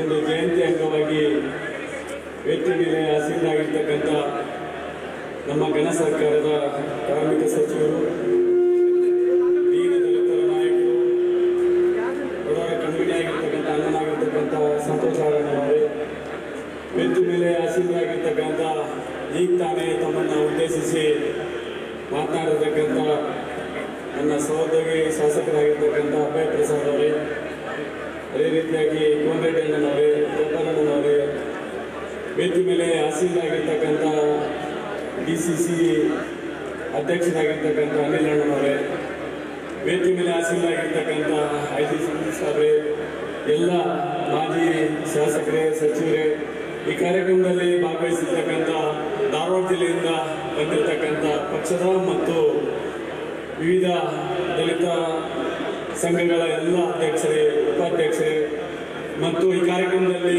ಭಾಗವಹಿಸಿರ್ತಕ್ಕಂಥ ಎಲ್ಲ ಬುದ್ಧ ಬಸವ ಅಂಬೇಡ್ಕರ್ ಅವರ ಎಲ್ಲ ಅನುಯಾಯಿಗಳೇ, ಬಂಧುಗಳೇ ಮತ್ತು ಪತ್ರಿಕಾ ಮಾಧ್ಯಮದ ಮಿತ್ರರೇ ಮತ್ತು ಎಲೆಕ್ಟ್ರಾನಿಕ್ ಮಾಧ್ಯಮದ ಮಿತ್ರರೇ, ಇವತ್ತು ಈ ಕಾರ್ಯಕ್ರಮದಲ್ಲಿ ಭಾಗವಹಿಸಲಿಕ್ಕೆ ನಿಜವಾಗ್ಲೂ ತುಂಬಾ ಸಂತೋಷ ಆಗ್ತಾ ಇದೆ. ಮೊದಲನೇದಾಗಿ ತಮ್ಮೆಲ್ಲರೂ ಕೂಡ 133ನೇ ಬಾಬಾ ಸಾಹೇಬ್ ಅಂಬೇಡ್ಕರ್ ಅವರ ಮತ್ತು ಬಸವಣ್ಣವರ ಜಯಂತಿಯ ಶುಭಾಶಯಗಳನ್ನು ಕೂಡ ಈ ವೇದಿಕೆಯಲ್ಲಿ ಮೊದಲನೇದಾಗಿ ತಮ್ಮೆಲ್ಲರಿಗೂ ಕೋರ್ತಾ ಇದ್ದೀನಿ. ಇಷ್ಟು ಅಚ್ಚುಕಟ್ಟಾಗಿ ಇವತ್ತು ಈ ಸಮಯದಲ್ಲಿ, ಚುನಾವಣಾ ಸಮಯದಲ್ಲಿ, ಇವತ್ತು ಬಾಬಾ ಸಾಹೇಬ್ ಅಂಬೇಡ್ಕರ್ ಅವರ ಒಂದು ಕನಸು, ಅವರ ಒಂದು ನನಸು ಆಗಬೇಕು ಅಂತೇಳಿ ಸಂತೋಷ್ ನಾಡಣ್ಣವರು ಈ ಒಂದು ಬೃಹತ್ ಕಾರ್ಯಕ್ರಮವನ್ನು ಧಾರವಾಡ ಜಿಲ್ಲೆಯಲ್ಲಿ ಆಯೋಜಿಸಿದ್ದಾರೆ. ಇವತ್ತು ನಿಮ್ಮೆಲ್ಲರ ಪರವಾಗಿ, ವೇದಿಕೆ ಮೇಲೆ ಇರ್ತಕ್ಕಂಥ ಎಲ್ಲರ ಪರವಾಗಿ ನಾನು ಹೃತ್ಪೂರ್ವಕ ಕೃತಜ್ಞತೆಗಳನ್ನು ಈ ವೇದಿಕೆಯಲ್ಲಿ ಇವತ್ತು ಸಲ್ಲಿಸ್ತಾ ಇದ್ದೀನಿ. ಒಂದು ಮಾತನ್ನು ನಾನು 2-3 ಮಾತಲ್ಲಿ ನನ್ನ ಮಾತುಗಳನ್ನು ಮುಗಿಸ್ತಾ ಇದ್ದೀನಿ. ಇವತ್ತು ಈ ಕಾರ್ಯಕ್ರಮ ನೋಡಿದ್ರೆ ಬಾಬಾ ಸಾಹೇಬ್ ಅಂಬೇಡ್ಕರ್ ಅವರು ನಮಗೆಲ್ಲ ನೆನಪು ಬರ್ತದೆ. ಇತಿಹಾಸ ಮರೆತವರು ಯಾರು ಇತಿಹಾಸ ಸೃಷ್ಟಿಸಲಾರದಂತೆ ಈ ಒಂದು 133ನೇ ಬಾಬಾ ಸಾಹೇಬ್ ಅಂಬೇಡ್ಕರ್ ಅವರ ಮತ್ತು ಬಸವಣ್ಣವರವರ ಇವತ್ತು ಈ ಕಾರ್ಯಕ್ರಮ ಇತಿಹಾಸ ತಿಳ್ಕೊಂಡು ಇವತ್ತು ಸಂತೋಷ್ ನಾಡಣ್ಣವರು ಈ ದಿನ ಇತಿಹಾಸ ಸೃಷ್ಟಿ ಮಾಡಿದ್ದಾರೆ ಅಂತೇಳಿ ವೇದಿಕೆಯಲ್ಲಿ ನಾನು ಬಹಳ ಹೆಮ್ಮೆಯಿಂದ ವೇದಿಕೆಯಲ್ಲಿ ಹೇಳಲಿಕ್ಕೆ ಇಷ್ಟಪಡ್ತೇನೆ. ಸಂತೋಷ್ ನಾಡಣ್ಣವರು ಇವತ್ತು ಬಾಲ್ಯ ಜೀವನದಿಂದ ಇವತ್ತು ಬುದ್ಧ ಬಸವ ಅಂಬೇಡ್ಕರ್ ಅವರ ಒಂದು ತತ್ವ ಸಿದ್ಧಾಂತಗಳನ್ನ ಮೈಗೂಡಿಸಿಕೊಂಡು ಬಂದಿರತಕ್ಕಂಥದ್ದು. ಇವತ್ತಿಗೂ ಕೂಡ ಅವರು ಒಬ್ಬ ಬಾಲ್ಯ ಜೀವನದಿಂದ ಒಬ್ಬ ವಿದ್ಯಾರ್ಥಿಯಾಗಿ ಇವತ್ತು ಒಳ್ಳೆಯ ಒಬ್ಬ ಶಾಸಕರಾಗಿ, ಸಚಿವರಾಗಿ ಆ ತತ್ವೋತ್ತರ ಸಿದ್ಧಾಂತಗಳನ್ನು ನಡೆಸಿಕೊಂಡು ಬಂದು ಸಮಾಜಕ್ಕೆ ಒಂದು ದೊಡ್ಡ ಕೊಡುಗೆ ಕೊಡ್ತಕ್ಕಂಥ ಒಂದು ಕೆಲಸವನ್ನು ಇವತ್ತು ಒಂದು ರಾಜಕೀಯ ಜೀವನದಲ್ಲಿ ಇವತ್ತು ನಾವು ಕಾಣ್ತಾ ಇದ್ವಿ. ಒಂದು ಕಡೆ ಮುಖ್ಯವಾಗಿ ಬಾಲ್ಯ ಜೀವನದಲ್ಲಿ ನಾವು ನೋಡ್ತಾ ಇದ್ವಿ. ಯಾಕಂದ್ರೆ ನಾನು ಲಾಡ್ ಕುಟುಂಬದ ಮನೆ ಮಗ ಇದ್ದಂಗೆ ಸುಮಾರು 1997ರಿಂದ ಅವರೊಬ್ಬ ಕುಟುಂಬದ ಸದಸ್ಯನಾಗಿ ನಾನು ಬೆಳೆದು ಬಂದಿರತಕ್ಕಂಥದ್ದು. ಎಲ್ಲಿ ಅನ್ಯಾಯ ನಡೆದಿತ್ತು, ಎಲ್ಲಿ ಸಮಾಜಕ್ಕೆ ಒಂದು ಅನ್ಯಾಯ ನಡೆದಿತ್ತು, ಎಲ್ಲಿ ಸಮಾಜಕ್ಕೆ ತುಳಿದುಕೊಳ್ಳಲಾಗ್ತಿತ್ತು, ಅವತ್ತು ಎದ್ದು ನಿಂತು ಆ ಬಾಲ್ಯ ಜೀವನ ಧ್ವನಿ ಎತ್ತಿರ್ತಕ್ಕಂಥ ಯಾರಾದರೂ ವ್ಯಕ್ತಿ ಇದ್ರೆ ಅದು ಸಂತೋಷ್ ನಾಡಣ್ಣ ಅಂತ ಹೇಳಲಿಕ್ಕೆ ಇಷ್ಟಪಡ್ತೀನಿ. ಇದರಿಂದಾಗಿ ಅಭಯ ಪ್ರಸಾದ್ ಅವರು ಹೇಳಿದಂಗೆ ಇವತ್ತು ಮಹಾನ್ ವ್ಯಕ್ತಿಯಾಗಿ ರಾಜ್ಯದಲ್ಲಿ, ಜೊತೆಗೆ ಇವತ್ತು ನಮ್ಮ ಧಾರವಾಡ ಜಿಲ್ಲೆಯಲ್ಲಿ, ಬಳ್ಳಾರಿ ಜಿಲ್ಲೆಯಲ್ಲಿ ಅನೇಕ ಇವತ್ತು ಯುವಕರನ್ನು ಇವತ್ತು ಬಾಬಾ ಸಾಹೇಬ್ ಅಂಬೇಡ್ಕರ್ ಅವರ ಮತ್ತು ಬಸವಣ್ಣವರ, ಯಾಕಂದ್ರೆ 12ನೇ ಶತಮಾನದಲ್ಲೇ ಬಸವಣ್ಣವರು ಸಂವಿಧಾನವನ್ನು ರಚನೆ ಮಾಡಿ ಇವತ್ತೇನು ನಾವು ಸಂವಿಧಾನ ವ್ಯವಸ್ಥೆಯಲ್ಲಿ ನಾವೇನು ಇವತ್ತು ಕಾರ್ಯವನ್ನು ನಿರ್ವಹಿಸಿದ್ವಿ ಅದನ್ನ 12ನೇ ಶತಮಾನದಲ್ಲೇ ಇವತ್ತು ಸಂವಿಧಾನವನ್ನು ರಚನೆ ಮಾಡಿದ್ದು. ಅದಕ್ಕಾಗಿಯೇ ನಮ್ಮ ಸರ್ಕಾರ, ಘನ ಸರ್ಕಾರದ ಮುಖ್ಯಮಂತ್ರಿ ಸಿದ್ದರಾಮಯ್ಯ ಸಾಹೇಬರು, ಉಪಮುಖ್ಯಮಂತ್ರಿಗಳಂತ DK ಶಿವಕುಮಾರ್ ಸಾಹೇಬರು ಈ 2 ತಿಂಗಳ ಹಿಂದೆ ಸಾಂಸ್ಕೃತಿಕ ನಾಯಕ ಅಂತೇಳಿ ಬಸವಣ್ಣ ಘೋಷಿಸಿದ್ದು ಬಹಳ ಹೆಮ್ಮೆಯ ವಿಷಯ ಅಂತೇಳಿ ಇವತ್ತು ವೇದಿಕೆಯಲ್ಲಿ ನಾನು ಹೇಳಲಿಕ್ಕೆ ಇಷ್ಟಪಡ್ತೇನೆ. ಬಂಧುಗಳೇ, ಇವತ್ತು ನಮ್ಮ ಬಳ್ಳಾರಿ ಜಿಲ್ಲೆ ಸೇರಿದಂತೆ, ಧಾರವಾಡ ಜಿಲ್ಲೆ ಸೇರಿದಂತೆ ರಾಜ್ಯದಲ್ಲಿ ಕೂಡ ಇವತ್ತು ಬಾಬಾ ಸಾಹೇಬ್ ಅಂಬೇಡ್ಕರ್ ಕನಸಿನಂತೆ ಸಂತೋಷ್ ನಾಡಣ್ಣವರು ಇವತ್ತು ಸರ್ವ ಜನಾಂಗೀಯ ಶಾಂತಿಯ ತೋಟವಾಗಿ, ಒಳ್ಳೆಯ ಶಿಕ್ಷಣ ಪ್ರೇಮಿಯಾಗಿ, ಇವತ್ತು ಮಾನವೀಯತೆಯ ಒಂದು ಹೃದಯವಂತಿಕೆ ವ್ಯಕ್ತಿಯಾಗಿ ಇವತ್ತು ಅನೇಕ ನಾಯಕರನ್ನ ಇವತ್ತು ಹುಟ್ಟಾಕಿದ್ದಾರೆ. ಇವತ್ತು ಏನಾದರೂ ಒಂದು ಒಬ್ಬ ತುಕಾರಾಮ ಶಾಸಕನಾಗಿ, ಸಚಿವನಾಗಿ, ಒಬ್ಬ ಬಳ್ಳಾರಿ ಜಿಲ್ಲೆ MP ಕ್ಯಾಂಡಿಡೇಟ್ ಆಗಿ ನಿಂತಿಲ್ಲಿ ಮಾತಾಡ್ತೀನಂತೆ ಬಾಬಾ ಸಾಹೇಬ್ ಅಂಬೇಡ್ಕರ್ ಆಶೀರ್ವಾದ, ಜೊತೆಗೆ ಅಣ್ಣರ ಒಂದು ದೂರದೃಷ್ಟಿ ಏನಿತ್ತು ಅದರಿಂದಾಗಿ ಇವತ್ತು ದಿನ ನಿಂತು ಮಾತಾಡಲಿಕ್ಕೆ ಇದು ಸಾಧ್ಯ ಆಗಿದೆ ಅಂತ ಹೇಳಲಿಕ್ಕೆ ಇಷ್ಟಪಡ್ತೀವಿ. ಬಂಧುಗಳೇ, ನಮ್ಮ ಬಳ್ಳಾರಿ ಜಿಲ್ಲೆಯಲ್ಲಿ ಕೂಡ ಗ್ರಾಮ ಪಂಚಾಯತಿ ಅಧ್ಯಕ್ಷರಿಂದ ಹಿಡಿದು ಉಪಾಧ್ಯಕ್ಷರಿಂದ ಹಿಡಿದು ಜಿಲ್ಲಾ ಪಂಚಾಯತಿ, ತಾಲೂಕ್ ಪಂಚಾಯತಿ, ಪುರಸಭೆಯಲ್ಲಿ ಇವತ್ತು ಅನೇಕ ಒಂದು ನಾಯಕರನ್ನ ಇವತ್ತು ಸಮಾಜಕ್ಕೆ ಸೇವೆಗೆ ಕೊಡುಗೆ ಕೊಟ್ಟಿರ್ತಕ್ಕಂಥದ್ದು ನಮ್ಮ ಅಣ್ಣರ ಸಾಧನೆ ಅಂತ ಹೇಳಿ ನಾವು ಕಾಯ್ತೀವಿ. ಇವತ್ತು ಯಾಕಂದ್ರೆ ಇದ್ದದ್ದು ಹೇಳ್ಬೇಕು ಒಂದು ಆ ನಿಟ್ಟಿನಲ್ಲಿ, ಯಾಕಂದ್ರೆ ಅರ್ಧ ಹೇಳ್ಬಿಟ್ರೆ ಗೊತ್ತಾಗೋದಲ್ಲ. ಅದಕ್ಕೆ ಸ್ವಲ್ಪ ಹೇಳ್ಬೇಕು ಏನೇನಾಗಿದೆ, ಒಬ್ಬ ವ್ಯಕ್ತಿ ಹುಟ್ಟು ಬಂದಾಗ ಏನಾಗುತ್ತೆ, ಏನು ಸಮಾಜಕ್ಕೆ ಕೊಡುಗೆ ಇದೆ ಅಂತ ಹೇಳ್ಬೇಕು. ಇನ್ನೊಂದು 2 ಮಾತಲ್ಲಿ ನಾನು ಮುಗಿಸ್ತಾ ಇದ್ದೀನಿ. ಅದೇ ರೀತಿಯಾಗಿ ಇವತ್ತು ತಮ್ಮ ಸಂತೋಷ್ ನಾಡ್ ಫೌಂಡೇಶನ್ ವತಿಯಿಂದ ಸಾಮೂಹಿಕ ಲಗ್ನಗಳಿರ್ಬೋದು, ಶಿಕ್ಷಣಕ್ಕೆ ಒತ್ತು ಕೊಟ್ಟಿರ್ತಕ್ಕಂಥದ್ದು, ಯಾವುದೇ ಬಡವ ಕಣ್ಣೀರು ಒರೆಸುತ್ತೆ, ಅವರಿಗೆ ಉಸಿರಾಗಿರ್ತಕ್ಕಂಥ ಕೆಲಸಗಳನ್ನ ಇವತ್ತು ಮಾನವೀಯ ದೃಷ್ಟಿಯಿಂದ ಇವತ್ತು ಮಾಡಿರ್ತಕ್ಕಂಥದ್ದು ನಮ್ಮ ಕಣ್ಣೆದುರಿಗಿದೆ. ಇಂಥವು ಇವತ್ತು ಅನೇಕ ಕಾರ್ಯಕ್ರಮಗಳನ್ನ ಇವತ್ತು ಮಾಡಿದ್ದಾರೆ. ಆ ನಿಟ್ಟಿನಲ್ಲಿ ಇವತ್ತು ನಾವೆಲ್ಲರೂ ಕೂಡ ಒಂದು ಒಳ್ಳೆಯ ಸಮಾಜ ಕಟ್ಟೋಣ. ಸಮಾಜಕ್ಕೆ ನಾವೆಲ್ಲರೂ ಕೂಡ, ಯಾಕಂದ್ರೆ ಇವತ್ತು ವೇದಿಕೆ ಮೇಲೆ ಇರ್ತಕ್ಕಂಥ ಸಚಿವರು, ಶಾಸಕರು, ಇವತ್ತೇನ ಜನಪ್ರತಿನಿಧಿಗಳು ಅವರೊಂದೇ ಸಮಾಜ ಕಟ್ಟೋದಲ್ಲ, ಸರ್ವ ಜನಾಂಗೀಯ ಎಲ್ಲರೂ ಕೂಡ ನಮ್ಮ ಜವಾಬ್ದಾರಿ ಇದೆ.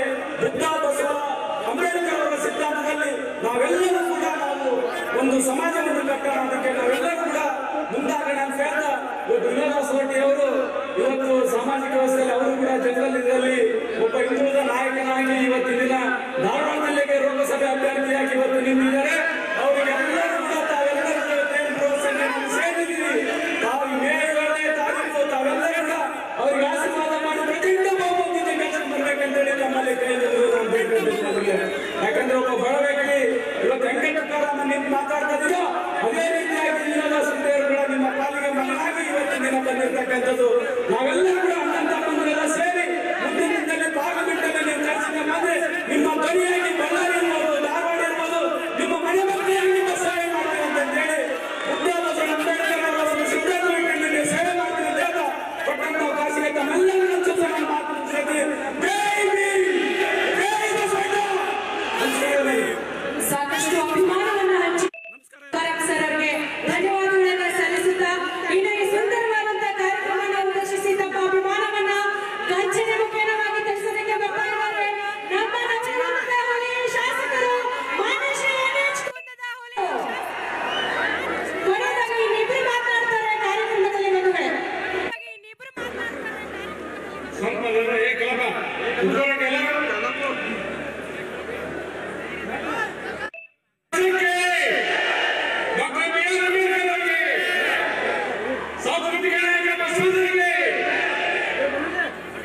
ವೇದಿಕೆ ಮೇಲೆ ಉಪಸ್ಥಿತ ಎಲ್ಲ ಗಣ್ಯಮಾನ್ಯರೇ, ವೇದಿಕೆ ಮೇಲೆ ಆಶೀರ್ವಾದ ಮಾಡಲಿಕ್ಕೆ ಆಗಮಿಸಿದಂತ ಎಲ್ಲ ಸಹೋದರ ಸಹೋದರಿಯರೇ, ಮಾಧ್ಯಮದ ಮಿತ್ರರೇ, ಸ್ವಲ್ಪ ನೋಡಿ ತಮ್ಮ ಆಮೇಲೆ ಬೆಳೆಯುತ್ತೆ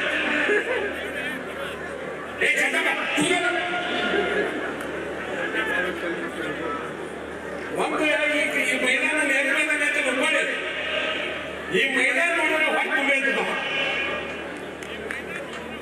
ಸಂತೋಷ್ ಲಾಡರ ನೇತೃತ್ವದಲ್ಲಿ ವಿನೋದ ಸೊರಟಿಯವರ ನೇತೃತ್ವಕ್ಕೆ ಪ್ರಸಾದ್ ಅವರ ನೇತೃತ್ವದಲ್ಲಿ ನಮ್ಮ ಇನ್ನೊಂದು ಬಳ್ಳಾರಿ ಹುಲಿ ನನ್ನ ಆತ್ಮೀಯ ಗೆಳೆಯ ಅವನು ಕೂಡ ಕನ್ನಡಿಗ. ಅದಕ್ಕೆ ಅವರಿಗೆ ಕೇಂದ್ರ ಬಿಂದುಗಳು ಅಂತ ಅವ್ರ ಹೆಸರು ಮಾತ್ರ ತಗೊಂಡೆ. ಇವತ್ತೇ ಸೂರ್ಯ ಚಂದ್ರ ಹುಟ್ಟುವುದೇ ಸತ್ಯ. ಕರ್ನಾಟಕ ರಾಜ್ಯದಲ್ಲಿ ಕಾಂಗ್ರೆಸ್ ಪಕ್ಷ 27 ಜಾಲಪತ್ರದಲ್ಲಿ ಇಂಟೆಲಿಜೆನ್ಸ್ ರಿಪೋರ್ಟ್ ಆಗಿದೆ. ನಾವು ಕೊಟ್ಟಂತ 5 ಕೊಡುಗೆಗಳು ಡಾಕ್ಟರ್ ಅಂಬೇಡ್ಕರ್ ಹಾಕಿದಂತ ದಾರಿ, ಮುಖ್ಯಮಂತ್ರಿಯಾದಂತ ಸನ್ಮಾನ್ಯ ಸಿದ್ದರಾಮಯ್ಯನವರು, ಉಪಮುಖ್ಯಮಂತ್ರಿಯಾದಂತ ಸನ್ಮಾನ್ಯ DK ಶಿವಕುಮಾರ್ ಅವರು, ಮಹಾರಾಷ್ಟ್ರದಲ್ಲಿ ಶಿವಾಜಿ ಮಹಾರಾಜರ ಸಂಸ್ಕೃತಿಗೆ ನಾಯಕ ಘೋಷಣೆ ಮಾಡಿದ್ರು. ಭಾರತೀಯ ಜನತಾ ಪಾರ್ಟಿಯವರು ಏನೂ ಮಾಡಲಿಲ್ಲ. ಆದ ಸಂಸ್ಕೃತಿಗೆ ನಾಯಕ ಅಂತ ಘೋಷಣೆ ಮಾಡಿದ್ದು ನಮ್ಮ ಸರ್ಕಾರ, ನಮ್ಮ ಸಿದ್ದರಾಮಯ್ಯ ಅಂತ ಹೇಳಿಕೆ ಬಯಸ್ತೇನೆ. ನಾನೇನು ಕೇಳಲು ಬಿಜೆಪಿಯವರಿಗೆ ಇದೇ ಉಮ್ಮಡಿ ಚಂಡಮಾರುತದಲ್ಲಿ ಗುಲಾಮ ಮಾಡಿದ್ರಿ, ದೊಡ್ಡ ಮೆರವಣಿಗೆ ಮಾಡಿದ್ರಿ, ಮಾತಾಡ ಕೆಲಸ ಬಂದ್ರಿ, ಎಲ್ಲಿಗೆ ತಂದ್ರಿ? ಈ ಪ್ರಶ್ನೆಗೆ ಉತ್ತರ ಕೇಳಿ. ರೈತರು ಬರಗಾಲದಿಂದ ಎಷ್ಟು ಸಾಕಂತೇವೆ ತೊಂದರೆಗೊಳಗಾಗಬೇಕು. ನೀವು ನಿಮ್ಗೆ 15,000 ಲಕ್ಷ ಕೊಡಲಿಲ್ಲ, ಯಾಕೆ ಕೊಡಲಿಲ್ಲ ಅಂತ ಪ್ರಶ್ನೆ ಮಾಡಿ. ಸುಪ್ರೀಂ ಕೋರ್ಟ್ ಆಗಿದೆ 2 ವಾರದೊಳಗೆ ಕರ್ನಾಟಕಕ್ಕೆ ದುಡ್ಡು ಕೊಡಬೇಕು ಅಂತ. ಅದಕ್ಕೆ ನಾನು ವಿಶೇಷವಾಗಿ ಪ್ರಾರ್ಥನೆ ಮಾಡ್ತೇನೆ. ನನ್ನ ಆತ್ಮೀಯ ಗೆಳೆಯ ನವನಿರ್ಮಿತ ಸುಸಂದರ್ಭ ಬಂದಿದೆ. ನನ್ನ ಜೊತೆಯಲ್ಲಿ ನಾನು ಶಾಸಕರಾದ ಲೋಕಸಭಾ ಸದಸ್ಯರಾಗಿ ವಿನೋದ ಸೊರಟಿಯವರನ್ನು ಆರಿಸಬೇಕಂತ ಹೇಳಿ ಕೈ ಮುಗಿದು ಪ್ರಾರ್ಥನೆ ಮಾಡ್ತೇನೆ. ಇವತ್ತು ಹುಬ್ಬಳ್ಳಿಯೊಳಗೆ ಬಿಜೆಪಿ ಜ್ವರ ಬಂದಿದೆ.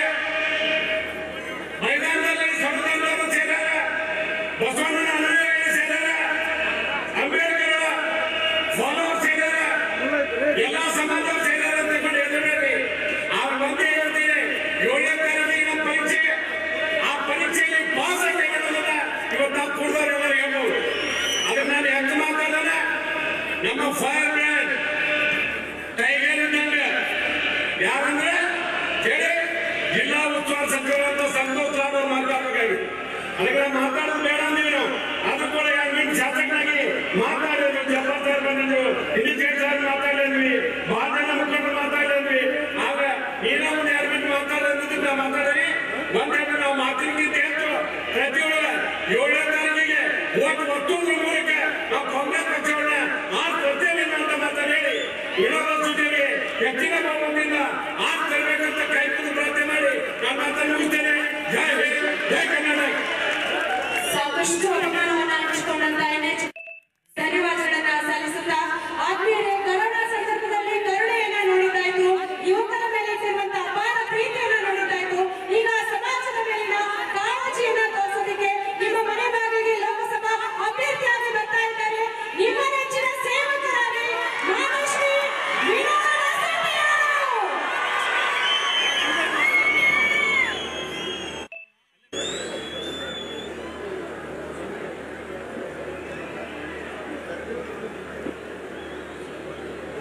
ಇವತ್ತಿನ ಈ ಒಂದು ಕಾರ್ಯಕ್ರಮದ ವೇದಿಕೆಯ ಅಲಂಕರಿಸಿದ ನಮ್ಮ ಹಿರಿಯರು, ನನ್ನ ಮಾರ್ಗದರ್ಶಕರು, ಹಾಗೆ ನಮ್ಮ ಧಾರವಾಡ ಜಿಲ್ಲಾ ಉಸ್ತುವಾರಿ ಮಂತ್ರಿಗಳಾದಂತಹ ಸನ್ಮಾನ್ಯ ಶ್ರೀ ಸಂತೋಷ್ ಲಾಡ್ ಸಾಹೇಬ್ರೆ, ಅದೇ ಈ ಒಂದು ಹುಬ್ಳಿ ಕ್ಷೇತ್ರದ ಜನಪ್ರಿಯ ಶಾಸಕರಾದಂತಹ ಸನ್ಮಾನ್ಯ ಶ್ರೀ ಪ್ರಸಾದ್ ಅಬ್ಬಯ್ಯ ಸಾಹೇಬ್ರೆ, ನಮ್ಮ ನವೂರು ವಿಧಾನಸಭಾ ಕ್ಷೇತ್ರದ ಜನಪ್ರಿಯ ಶಾಸಕರಾದಂತಹ ಸನ್ಮಾನ್ಯ ಶ್ರೀ ಎಲ್ಲೇಶ್ ಕೋಂಡರೆಡ್ಡಿ ಸಾಹೇಬ್ರೆ, ನಮ್ಮ ಹುಬ್ಳಿ ಧಾರವಾಡ ಮಹಾನಗರ ಜಿಲ್ಲಾ ಅಧ್ಯಕ್ಷರಾದಂತಹ ಅಲ್ತಾಫ್ ಅಳ್ಳೂರ್ ಅವರೇ, ಧಾರವಾಡ ಗ್ರಾಮೀಣ ಜಿಲ್ಲಾ ಅಧ್ಯಕ್ಷರಾದಂತಹ ಸನ್ಮಾನ್ಯ ಶ್ರೀ ಅನಿಲ್ ಕುಮಾರ್ ಪಾಟೀಲ್ ಸಾಹೇಬ್ರೆ, ಅದೇ ರೀತಿ ಹುಬ್ಳಿ ಧಾರವಾಡ ಹುಬ್ಳಿಯ ಅಂಜುಮನ್ ಅಧ್ಯಕ್ಷರಾದಂತಹ ಸನ್ಮಾನ್ಯ ಶ್ರೀ ಎಂ ಹಿಂಡಸಗಿರಿ ಸಾಹೇಬ್ರೆ, ಕುಸುಮಕ್ಕ ಶಿವಳ್ಳಿ ಅವರೇ, ಅದೇ ರೀತಿ ಈ ಒಂದು ವೇದಿಕೆ ಮೇಲೆ ಆಸೀನರಾದ ಎಲ್ಲರನ್ನ ಕಾಂಗ್ರೆಸ್ ಹಾಗೂ ಡಾಕ್ಟರ್ ಬಾಬಾ ಸಾಹೇಬ್ ಅಂಬೇಡ್ಕರ್ ಅವರು ಹಾಗೂ ಬಸವನವರ ಅಭಿಮಾನಿಗಳಿಗೆ ಎಲ್ಲರೂ ಕೂಡ ನಮಸ್ಕರಿಸುತ್ತಾ, ಯಾವತ್ತೂ ಇಲ್ಲಿ ಸೇರಿದಂತ ಕಾಂಗ್ರೆಸ್ಸಿನ ಅಭಿಮಾನಿಗಳೇ ಹಾಗೂ ಬುದ್ಧ ಬಸವ ಅಂಬೇಡ್ಕರ್ ಅವರ ಎಲ್ಲರೂ ಅಭಿಮಾನಿಗಳಿಗೆ ಎಲ್ಲರಿಗೂ ಕೂಡ ನಮಸ್ಕರಿಸುತ್ತಾ, ಏನು ಇವತ್ತಿನ ದಿವಸ ನಾವೆಲ್ಲರೂ ಡಾಕ್ಟರ್ ಬಾಬಾ ಸಾಹೇಬ್ ಅಂಬೇಡ್ಕರ್ ಅವರ 133ರ ಜಯಂತಿಯ ಕಾರ್ಯಕ್ರಮ ಅಂಗವಾಗಿ ಇಲ್ಲಿ ಸೇರಿದಂತ ನನ್ನ ಎಲ್ಲ ಅಭಿಮಾನಿಗಳಿಗೆ ಏನು ಇವತ್ತಿನ ದಿವಸ ನಾವು ಡಾಕ್ಟರ್ ಬಾಬಾ ಸಾಹೇಬ್ ಅಂಬೇಡ್ಕರ್ ಅವರು 133ನೇ ಜಯಂತಿ ಕಾರ್ಯಕ್ರಮ ಆಚರಿಸಲಿಕ್ಕೆ ನಾವೆಲ್ಲರೂ ಇಲ್ಲಿ ಸೇರಿದ್ದೀವಿ. ಅದೇ ಡಾಕ್ಟರ್ ಬಾಬಾ ಸಾಹೇಬ್ ಅಂಬೇಡ್ಕರ್ ಅವರು ಏನು ಮಧ್ಯಪ್ರದೇಶದಲ್ಲಿ ಒಂದು ಸಣ್ಣ ಕುಟುಂಬದಲ್ಲಿ, ದಲಿತ ಕುಟುಂಬದಲ್ಲಿ ಹುಟ್ಟಿ ಇಡೀ ವಿಶ್ವಕ್ಕೆ ಒಂದು ಪ್ರಸಿದ್ಧರಾದರು. ಅವರು ಪ್ರಸಿದ್ಧ ಆಗಲಿಕ್ಕೆ ಕಾರಣ ಏನಂದ್ರೆ ಈ ಒಂದು ಜಗತ್ತಿನಲ್ಲಿ ಮಾನವರು ಎಲ್ಲರೂ ಸಮಾನರಾಗಿದ್ದಾರೆ, ನಮ್ಮಲ್ಲಿ ಜಾತಿ ಭೇದ ಯಾವುದೂ ಇಲ್ಲ ಅಂತ ಹೇಳಿ ಡಾಕ್ಟರ್ ಬಾಬಾ ಸಾಹೇಬ್ ಅಂಬೇಡ್ಕರ್ ಅವರು ಅವಾಗಿನ ಟೈಮಿಂದಲೂ ಕೂಡ ಇಲ್ಲಿ ಮಠ ನಾವು ಹಾಕಿಕೊಟ್ಟಂತ ಹಾದಿಯಲ್ಲಿ ನಾವೆಲ್ಲರೂ ಕೂಡ ನಡೆಯುತ್ತಿದ್ದೇವೆ. ಈ ಒಂದು ವೇದಿಕೆ ಮುಖಾಂತರ ನಾವು ಹೇಳೋದು ಬಿಜೆಪಿ ಅವ್ರಿಗೆ ಇಷ್ಟ ಏನಂದ್ರ, ಡಾಕ್ಟರ್ ಬಾಬಾ ಸಾಹೇಬ್ ಅಂಬೇಡ್ಕರ್ ಅವ್ರು ಹೇಳ್ತಿದ್ರು ಏನಂದ್ರ, ನಮಗ ಹಿಂದೂ ಮುಸ್ಲಿಂ ಅನ್ನೋದು ಜಾತಿ ಭೇದ ಬೇಡ, ನಮ್ಮ ಯುವಕರಿಗೆ ಒಂದು ಉದ್ಯೋಗ ಬೇಕು, ನಮ್ಮ ಯುವಕರಿಗೆ ಹೊಟ್ಟಿ ತುಂಬಬೇಕು, ಆ ಕುಟುಂಬಕ್ಕೆ ಹೊಟ್ಟಿ ತುಂಬಬೇಕಂದ್ರ ನಮ್ಗೆಲ್ಲರಿಗೂ ಉದ್ಯೋಗಗಳು ಬೇಕಂತ ಹೇಳಿ ನಮ್ಮ ಡಾಕ್ಟರ್ ಬಾಬಾ ಸಾಹೇಬ್ ಅಂಬೇಡ್ಕರ್ ಅವರು ಹೇಳ್ತಿದ್ರು. ಡಾಕ್ಟರ್ ಬಾಬಾ ಸಾಹೇಬ್ ಅಂಬೇಡ್ಕರ್ ಅವರು ಇನ್ನೊಂದು ನಾವು ಹೇಳ್ತಿದ್ರು ಏನಂದ್ರೆ, education is the strongest weapon in democracy.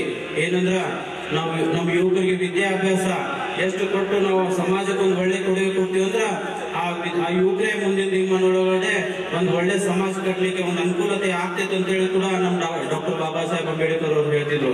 ಬಂಧುಗಳು, ಇವತ್ತಿನ ದಿವಸ ನಾವು ಬಹಳ ಹೆಮ್ಮೆಯಿಂದ ಹೇಳ್ಬೋದು, ಈ ಒಂದು ಕಾಂಗ್ರೆಸ್ ಪಕ್ಷದಲ್ಲಿ ಒಂದು ಸಣ್ಣ ಮಟ್ಟದಲ್ಲಿ ಇದ್ದಂತ ಕಾರ್ಯಕರ್ತರಿಗೆ ಇವತ್ತು ನಮ್ಮ ಸನ್ಮಾನ್ಯ ಶ್ರೀ ಸಿದ್ದರಾಮಯ್ಯ ಸಾಹೇಬ್ರಾಗಿರ್ಬೋದು, ಡಿ ಕೆ ಶಿವಕುಮಾರ್ ಸಾಹೇಬ್ರಾಗಿರ್ಬೋದು, ಈ ಒಂದು ವೇದಿಕೆ ಮೇಲೆ ಕುಂತಂದವರು ಸಂತೋಷ್ ಲಾಡ್ ಸಾಹೇಬ್ರು, ಪ್ರಸಾದ್ ಅಬ್ಬಯ್ಯವರು, ಎಲ್ಲೇಶ್ ಕೋಂಡರೆಡ್ಡಿ ಅವರು, ವಿನಯ್ ಕುಲಕರ್ಣಿ ಅವರಾಗಿರ್ಬೋದು, ಇವರೆಲ್ಲರ ಒಂದು ಮಾರ್ಗದರ್ಶನದಲ್ಲಿ ಇವರ ಸಲಹೆ ಮೇರೆಗೆ ಇವತ್ತಿನ ದಿವಸ ಕಾಂಗ್ರೆಸ್ ಪಕ್ಷ ನಮ್ಗೆ ಅವಕಾಶ ಮಾಡಿಕೊಟ್ಟಿದ್ದ ಸಂದರ್ಭದಲ್ಲಿ ತಮ್ಮೆಲ್ಲರೂ ಹೇಳಲಿಕ್ಕೆ ಇಷ್ಟಪಡ್ತೀನಿ. ಬಂಧುಗಳೇ, ಇವತ್ತಿನ ದಿವಸ ತಾವೆಲ್ಲರೂ ಈ ಒಂದು 10 ವರ್ಷ ಕಾಲದ ಈ ಒಂದು ಬಿಜೆಪಿ ಸರ್ಕಾರ ಆಡಳಿತ ತಾವೆಲ್ಲ ತಾವೆಲ್ಲರೂ ನೋಡಿರಿ.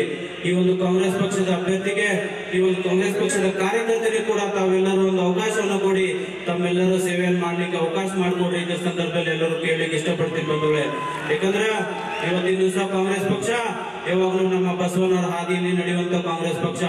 ಯಾಕಪ್ಪ ಈ ಕಾಂಗ್ರೆಸ್ ಪಕ್ಷದ ಮೇಲೆ ನನಗೆ ಪ್ರೀತಿ ಅಂದ್ರ, ಕಾಂಗ್ರೆಸ್ ಪಕ್ಷ ಬಸವಣ್ಣವ್ರು ಹೇಳ್ತಿದ್ರು, ಯಾವಾಗಲೂ ಜಾತಿ ಭೇದ ಮಾಡ್ಲಿಕ್ಕೆ ಹೋಗ್ಬೇಡ್ರಿ, ನಾವೆಲ್ಲರೂ ಈ ಭಾರತ ದೇಶದಲ್ಲಿ ಈ ಭೂಮಿ ಮೇಲೆ ಹುಟ್ಟಿದವರು ನಾವೆಲ್ಲರೂ ಒಂದೇ, ಎಲ್ಲರೂ ನಾವು ಅಣ್ಣ ತಮ್ಮಿದ್ರ ಆಗಿದ್ದೀವಿ. ಬಾಳಿದಾಗಷ್ಟೇ ಈ ಒಂದು ಸಮಾಜಕ್ಕೆ, ಈ ಒಂದು ದೇಶಕ್ಕೆ ಒಂದು ಒಳ್ಳೇದಾಗ್ತೈತೆ ಅಂತ ಹೇಳಿ ಬಸವಣ್ಣವ್ರು ಹೇಳ್ತಿದ್ರು. ಆ ಹಾದಿಯಲ್ಲಿ ನಮ್ಮ ಕಾಂಗ್ರೆಸ್ ಪಕ್ಷ ಇದೆ. ಏನು ಡಾಕ್ಟರ್ ಬಾಬಾ ಸಾಹೇಬ್ ಅಂಬೇಡ್ಕರ್ ಅವರು ಹಾಕಿಕೊಟ್ಟಂತ ಸಂವಿಧಾನ, ಆ ಸಂವಿಧಾನ ನಂಬಿ ಈ ಒಂದು ಕಾಂಗ್ರೆಸ್ ಪಕ್ಷ ಇದೆ. ಯಾಕಂದ್ರ ಬಾಬಾ ಸಾಹೇಬ್ ಅಂಬೇಡ್ಕರ್ ಅವರು ಕೂಡ ಯಾವಾಗ್ಲೂ ಯಾವ ಜಾತಿ ಧರ್ಮ ಅಂತೇಳಿ ಯಾವಾಗ್ಲೂ ಭೇದ ಭಾವ ನೋಡುದಿಲ್ಲ. ಅವ್ರು ಹೇಳೋದು ಮಾತ್ರ ಒಂದೇ ಇರ್ತಿತ್ತು, ಈ ಭೂಮಿ ಮೇಲೆ ಹುಟ್ಟಿದವರೆಲ್ಲರೂ ಒಂದು ಸಮಾನವಾಗಿ ನಾವೆಲ್ಲರೂ ಬಾಳೋಣ ಅಂತೇಳಿ ಬಾಬಾ ಸಾಹೇಬ್ ಅಂಬೇಡ್ಕರ್ ಹೇಳ್ತಿದ್ರು. ಬಂಧುಗಳೇ, ಇವತ್ತಿನ ದಿವಸ ಹೇಳೋದಿಷ್ಟ, ಇಲ್ಲಿ ಕುಂತಂದವರು ವೇದಿಕೆ ಮೇಲೆ ಇದ್ದವರು, ವೇದಿಕೆ ಮುಂಭಾಗದಲ್ಲಿ ಕುಂತವ್ರು ಕೂಡ ಯಾರು ಕೂಡ ಈ ಸಮಾಜದಲ್ಲಿ ಹುಡ್ತೀವಿ ಅಂತ ಹೇಳಿ ಅರ್ಜಿ ಹಾಕೊಂಡು ಹುಟ್ಟಿಲ್ಲ. ಆಕಸ್ಮಿಕವಾಗಿ ಹುಟ್ಟಿದಂತ ಸಮಾಜದಲ್ಲಿ ನಾವು ಯಾವ ಸಮಾಜದಾಗ ಹುಟ್ಟಿರ್ತೀವಿ, ಆ ಮುಂದಿನ ಸಮಾಜದಾಗ ನಾವು ಗೌರವ ಕೊಟ್ಟಾಗ ಮಾತ್ರ ಈ ಒಂದು ಮಾನವ ಧರ್ಮದಲ್ಲಿ ಹುಟ್ಟಿದಾಗ ಸ್ವಾರ್ಥಕ ಆಗ್ತದೆ ಅಂತ ಹೇಳಿ ಸಂದರ್ಭದಲ್ಲಿ ತಮ್ಮೆಲ್ಲರಿಗೂ ಹೇಳಿಕ್ಕೆ ಇಷ್ಟಪಡ್ತೀನಿ ಬಂಧುಗಳೇ.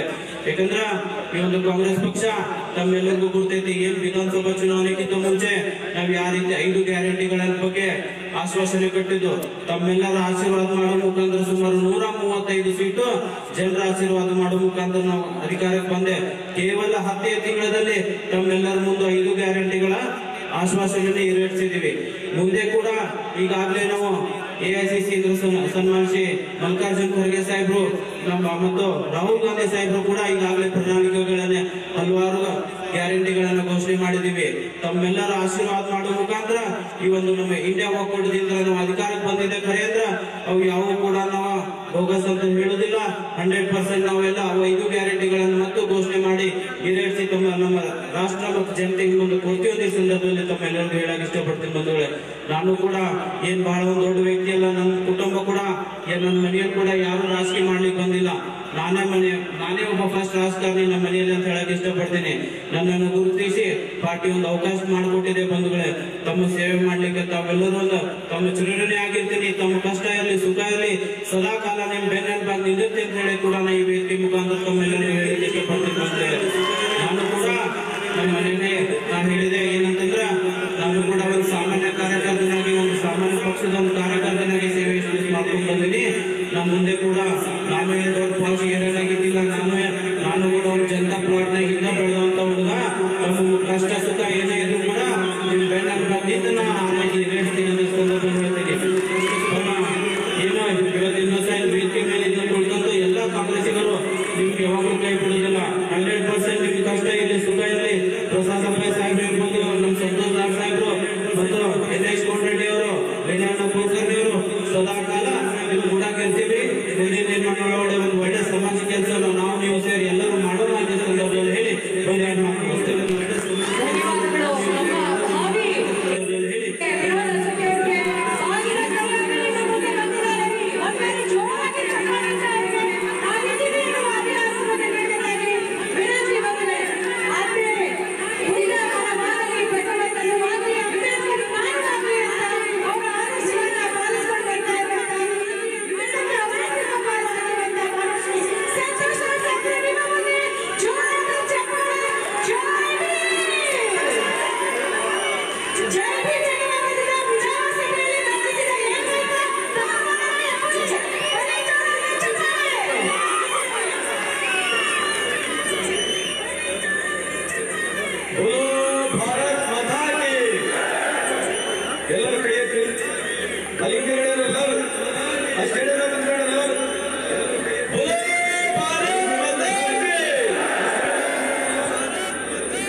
ಈ ಒಂದು ಸಮಾರಂಭದ ವೇದಿಕೆ ಮೇಲೆ ಆಸೀನರಾಗಿರ್ತಕ್ಕಂಥ ಈ ಒಂದು ಸಮಾರಂಭದ ನಮ್ಮ ಪಕ್ಷದ ಎಲ್ಲ ಗಣ್ಯಮಾನ್ಯರೇ, ಇಲ್ಲಿ ಸೇರಿರ್ತಕ್ಕಂಥ ಎಲ್ಲ ಆತ್ಮೀಯ ಹಿರಿಯರೇ, ಅಕ್ಕ ತಂಗಿರ ಅಣ್ಣ ತಮ್ಮಂದಿರ ಹಾಗೂ ಸ್ನೇಹಿತರೆ, ಪತ್ರಿಕಾ ಹಾಗೂ ಮಾಧ್ಯಮ ಸ್ನೇಹಿತರೆ, ಇದೊಂದು ವಿಶೇಷವಾದಂತಹ ಕಾರ್ಯಕ್ರಮ. ಸಾವಿರಾರು ಸಂಖ್ಯೆಯಲ್ಲಿ ಇವತ್ತು ಅವೆಲ್ಲ ಏನ್ ಸೇರಿದ್ದೇವೆ. ನಾವು ಅಂಬೇಡ್ಕರ್ ಸಾಹೇಬರು ಹಾಗೂ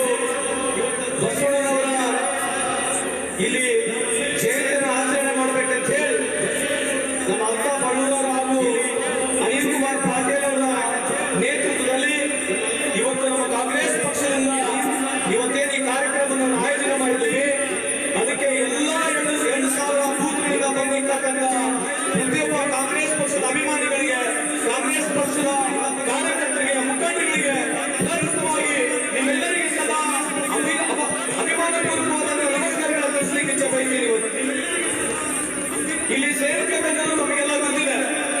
ಒಂದು ಇವತ್ತು ಬಾಬಾ ಸಾಹೇಬ್ ಅಂಬೇಡ್ಕರ್ ಅವರು ಈ ದೇಶದ ಜಯಂತಿಯನ್ನು ಆಚರಣೆ ಮಾಡ್ತಾ ಇದ್ದೀವಿ. ಇವತ್ತು ಬಾಬಾ ಸಾಹೇಬ್ ಅಂಬೇಡ್ಕರ್ ಬಗ್ಗೆ ಬಹಳಷ್ಟು ನಮಗೆಲ್ಲ ಮಾಹಿತಿ ಇದೆ. ಆದ್ರೆ ನಾನು ಸ್ವಲ್ಪ ಬೆಳಕನ್ನು ಚೆಲ್ಲಲಿಕ್ಕೆ ಇವತ್ತು ಒಂದು ಪ್ರಯತ್ನ ಮಾಡ್ತಾ ಇದ್ದೀನಿ. ಸಂದರ್ಭ ಕೇಳಲಿಕ್ಕೆ ಬಯಸ್ತೇನೆ. ಇವತ್ತು ಬಾಬಾ ಸಾಹೇಬ್ ಬಾಲ್ಯದಿಂದ ಅವರು ತುಳಿದಿರ್ತಕ್ಕಂಥ ಹಾದಿ, ಅವರು ಪಟ್ಟಿರ್ತಕ್ಕಂಥ ಕಷ್ಟ ನಮಗೆಲ್ಲ ಗೊತ್ತಿದೆ. ಯಾಕೆ ಇವತ್ತು ನಾವು ಬಾಬಾ ಸಾಹೇಬ್ ಅಂಬೇಡ್ಕರ್ ಅವರ ಮುಂದೆ ಒಯ್ಯಬೇಕು, ಅವ್ರ ಬಗ್ಗೆ ಸಮಾಜದ ಕಟ್ಟಕಡೆಯ ಮೂಲೆ ಇರ್ತಕ್ಕಂಥ ಪ್ರತಿಯೊಬ್ಬರಿಗೂ ಅವ್ರ ಬಗ್ಗೆ ಜಾಗೃತರಾಗಿ ಅವ್ರ ಬಗ್ಗೆ ಮಾಹಿತಿ ಯಾಕೆ ಕೊಡ್ಬೇಕನ್ನೋದಕ್ಕೆ ನಾನು ಈ ಸಂದರ್ಭ ಕೇಳಲಿಕ್ಕೆ ಇಷ್ಟ ಬಯಸ್ತೇನೆ. ಬಾಬಾ ಸಾಹೇಬ್ ಅಂಬೇಡ್ಕರ್ ಅವರು ಕೇವಲ ಎಸ್ಸಿ ಜನಾಂಗಕ್ಕೆ ಮಾತ್ರ ಸೀಮಿತವಿಲ್ಲ. ದಯಮಾಡಿ ಕೇಳಿಸ್ಕೋಬೇಕು. ದಯಮಾಡಿ ಇರ್ತಕ್ಕಂಥ ಪ್ರತಿಯೊಬ್ಬರು ಬಾಬಾ ಸಾಹೇಬ್ ಅಂಬೇಡ್ಕರ್ ಅವರು ಈ ದೇಶದ ಕೇವಲ ಎಸ್ಸಿ ಜನಾಂಗಕ್ಕೆ ಮಾತ್ರ ಸೀಮಿತವಾಗಿರಲಿಲ್ಲ. ಯಾಕೆ ಹೇಳ್ತಾ ಇದ್ದಾರೆ ಸಂತೋಷವಾಗಿ ಮಾತಂದ್ರೆ, ಬಾಲ್ಯದಲ್ಲಿ ಅವರು ಪಟ್ಟಿರ್ತಕ್ಕಂಥ ಕಷ್ಟ, ಯಾವ ಬಾಬಾ ಸಾಹೇಬ್ ಅಂಬೇಡ್ಕರ್ ಶಾಲೆಗೆ ಹೋಗ್ತಾ ಇದ್ರು ಆ ಶಾಲೆಗೆ ಅವರಿಗೆ ಓದಲಿಕ್ಕೆ ಜಾಗವನ್ನು ಕೊಡ್ತಾ ಇರಲಿಲ್ಲ. ಬೇರೆ ಪಕ್ಕದ ಹಿಂದೂ ಮಕ್ಕಳ ಬಗ್ಗೆ ಪಕ್ಕದಾಗೆ ಕುಡಿಸ್ಲಿಕ್ಕೆ ವ್ಯವಸ್ಥೆ ಕೊಡ್ತಾ ಇರಲಿಲ್ಲ. ಕುಡಿಯಕ್ಕೆ ನೀರು ವ್ಯವಸ್ಥೆ ಇರಲಿಲ್ಲ.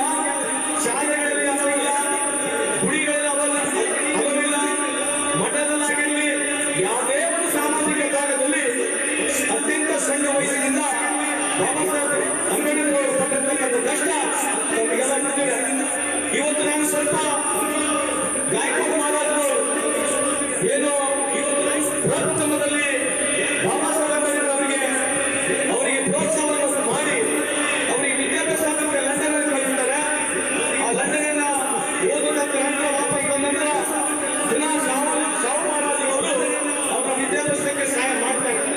ಪ್ರಪ್ರಥಮದಲ್ಲಿ 1902 ಇಸ್ವಿ ಈ ದೇಶದ 50% ರಿಸರ್ವೇಶನ್ ಯಾರೇ ಕೊಟ್ಟಿದ್ರೆ ಅದು ಹೆಮ್ಮೆಯಿಂದ ಇವತ್ತು ಅದ್ರ ಜೊತೆಗೆ 12ನೇ ಶತಮಾನದ ಬಸವಣ್ಣನವರು ಈ ದೇಶದಲ್ಲಿ ಎಲ್ಲರೂ ವಿಶೇಷವಾಗಿ ನಮ್ಮಲ್ಲಿ 4 ವರ್ಗಗಳಿದ್ದು, ಒಂದು ಕ್ಷತ್ರಿಯ, ಒಂದು ವೈಶ್ಯ, ಒಂದು ಶೂದ್ರ, ಒಂದು ಬ್ರಾಹ್ಮಣ. ಈ 4 ವರ್ಗಗಳಿರ್ತಕ್ಕಂಥ ಸಮಾಜನ ಒಗ್ಗೂಡಿಸಲಿಕ್ಕೆ ಪ್ರಾಮಾಣಿಕವಾಗಿ ಒಂದು ರೆವಲ್ಯೂಷನ್ ಆರೋಪ ಮಾಡಿದ್ರೆ ಅದು ಒಂದು ಹೆಮ್ಮೆಯ 12ನೇ ಶತಮಾನದ ಬಸವಣ್ಣನವರಿಗೆ ಸಂದರ್ಭ ಕೇಳಲಿಕ್ಕೆ ಇಚ್ಛೆ ಬಯಸ್ತೇನೆ. ನೀವು ಯುರೋಪ್ನಲ್ಲಿ ನೋಡಿ, ಅಮೆರಿಕದಲ್ಲಿ ನೋಡಿ, ಈ ಒಂದು ವಿಚಾರ ಯಾರಿಗಿರಲಿಲ್ಲ. ಬಸವಣ್ಣನವರು ಸಮಾಜದಲ್ಲಿ ನಮಗೆ ಇರ್ತಕ್ಕಂಥವ್ರು ಎಲ್ಲ ಶೋಷಿತ ವರ್ಗಗಳು ಯಾರ ಕಾಲಲ್ಲಿ ಹುಟ್ಟಿದ್ರು, ಯಾರ ಕೈಯಲ್ಲಿ ಹುಟ್ಟಿದ್ರು, ಯಾರ ಹೊಟ್ಟೆಯಲ್ಲಿ ಹುಟ್ಟಿದ್ರು, ಎಲ್ಲ ಶೋಷಿತ ವರ್ಗಗಳ ಬದುಕೆ ಸಮಾನತೆ ಸಿಗಬೇಕಂದ್ರೆ 12ನೇ ಶತಮಾನದಲ್ಲಿ ಯಾವುದೇ ಒಬ್ಬ ಕ್ರಾಂತಿಕಾರಿ, ಒಬ್ಬ ನಾಯಕ ಈ ವಿಶ್ವಕ್ಕೆ ಅದು ಹೆಮ್ಮೆ ಅಂತ ನನ್ನ ಬಸವಣ್ಣನವರಿಗೆ ಕೇಳಲಿಕ್ಕೆ ಬಯಸ್ತೇನೆ. ಹಾಗೆಯಲ್ಲಿ ವಿಶೇಷವಾದ ಅಂಬೇಡ್ಕರ್ ಸಾಹೇಬರು ಬಂದಿದ್ದಾರೆ. ಇವತ್ತು ಅಂಬೇಡ್ಕರ್ ಸಾಹೇಬರನ್ನು ನಾವು ಯಾಕೆ ನೆನೆಸ್ಬೇಕು? ಇವತ್ತು ಅಂಬೇಡ್ಕರ್ ಅವರು ಮಾಡಿರ್ತಕ್ಕಂಥದ್ದು ಈ ದೇಶಕ್ಕೆ ಕೊಡುಗೆ ಇದೆ. ಇದು ಯಾಕೆ ಹೇಳ್ತಾ ಇದ್ದೀನಿ ಒತ್ತಿ ಅಂತಂದ್ರೆ, ಇವತ್ತೇನು ಸಂವಿಧಾನ ಶಿಲ್ಪಿ ಆಗಿರ್ತಕ್ಕಂಥ ಬಾಬಾ ಸಾಹೇಬ್ ಅಂಬೇಡ್ಕರ್ ಅವರು ಈ ದೇಶದ ಸಂವಿಧಾನವನ್ನು ನಮಗೆ ಕೊಟ್ಟರು.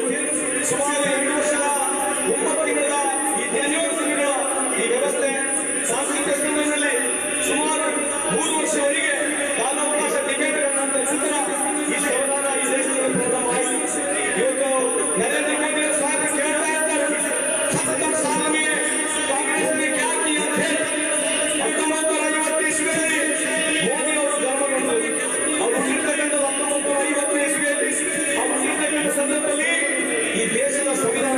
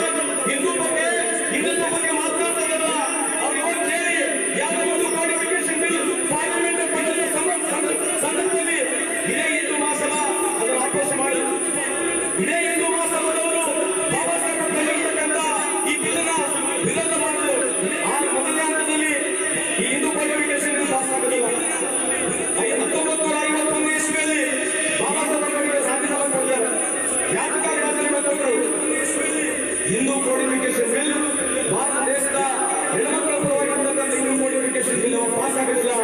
ಅವತ್ತು ಬಾಬಾ ಸಾಹೇಬ್ ಅಂಬೇಡ್ಕರ್ ರಾಜಕಾರಣವನ್ನು ಕೊಡ್ತಾರೆ. ಇಲ್ಲಿ ಪ್ರತಿಯೊಬ್ಬರು ನಾವು ಯೋಚನೆ ಮಾಡಬೇಕು, ಯಾವ ಹಿಂದೂ ಹೆಣ್ಮಕ್ಕಳ ಪರವಾಗಿ, ವಿಶೇಷವಾಗಿ ಹಿಂದೂ ಸಮಾಜದ ಹೆಣ್ಮಕ್ಕಳ ಪರವಾಗಿ ಈ ಬಿಲ್ ಅನ್ನು ತಂದಿದ್ರು. ಆ ಬಿಲ್ ಪಾಸ್ ಆಗಿದ್ದಾಗ ರಾಜೀನಾಮೆ ಕೊಟ್ಟಿರ್ತಕ್ಕಂಥದ್ದು ಹಿಂದೂ ಕೋಡಿಫಿಕೇಶನ್ಗೋಸ್ಕರ ಹೆಣ್ಮಕ್ಳಿಗೋಸ್ಕರ ರಾಜೀನಾಮೆ ಕೊಟ್ಟಿರ್ತಕ್ಕಂಥ ಯಾವುದೇ ವ್ಯಕ್ತಿ ಇದ್ರೆ ಅದು ಎಲ್ಲರಿಂದ ಇದು ಯಾಕೆ ಮುಖ್ಯಮಂತ್ರಿ ಹೇಳ್ತಾ ಇದ್ದೀನಿ ಅಂದ್ರೆ ಇದ್ರ ಬಗ್ಗೆ ಬಿಜೆಪಿ ಅವರು ಯಾಕೆ ಮಾತನಾಡಿದ್ರು? ಯಾಕಂದ್ರೆ ಇದು ಮಾತನಾಡಿದ್ರೆ ಅವರಿಗೆ ಜನರಿಗೆ ಸಂಪೂರ್ಣ ಮಾಹಿತಿ ಸಿಗುತ್ತೆ. ಹಿಂದೂ ಅನ್ನೋ ಪದ ಕಾನೂನಾತ್ಮಕವಾಗಿ ಶಾಸನಬದ್ಧವಾಗಿ ತಂದಿರ್ತಕ್ಕಂಥದ್ದು ಕೇವಲ ಬಾಬಾ ಸಾಹೇಬ್ ಅಂಬೇಡ್ಕರ್. ಯಾಕಂದ್ರೆ ನಾವು 4 ವರ್ಷ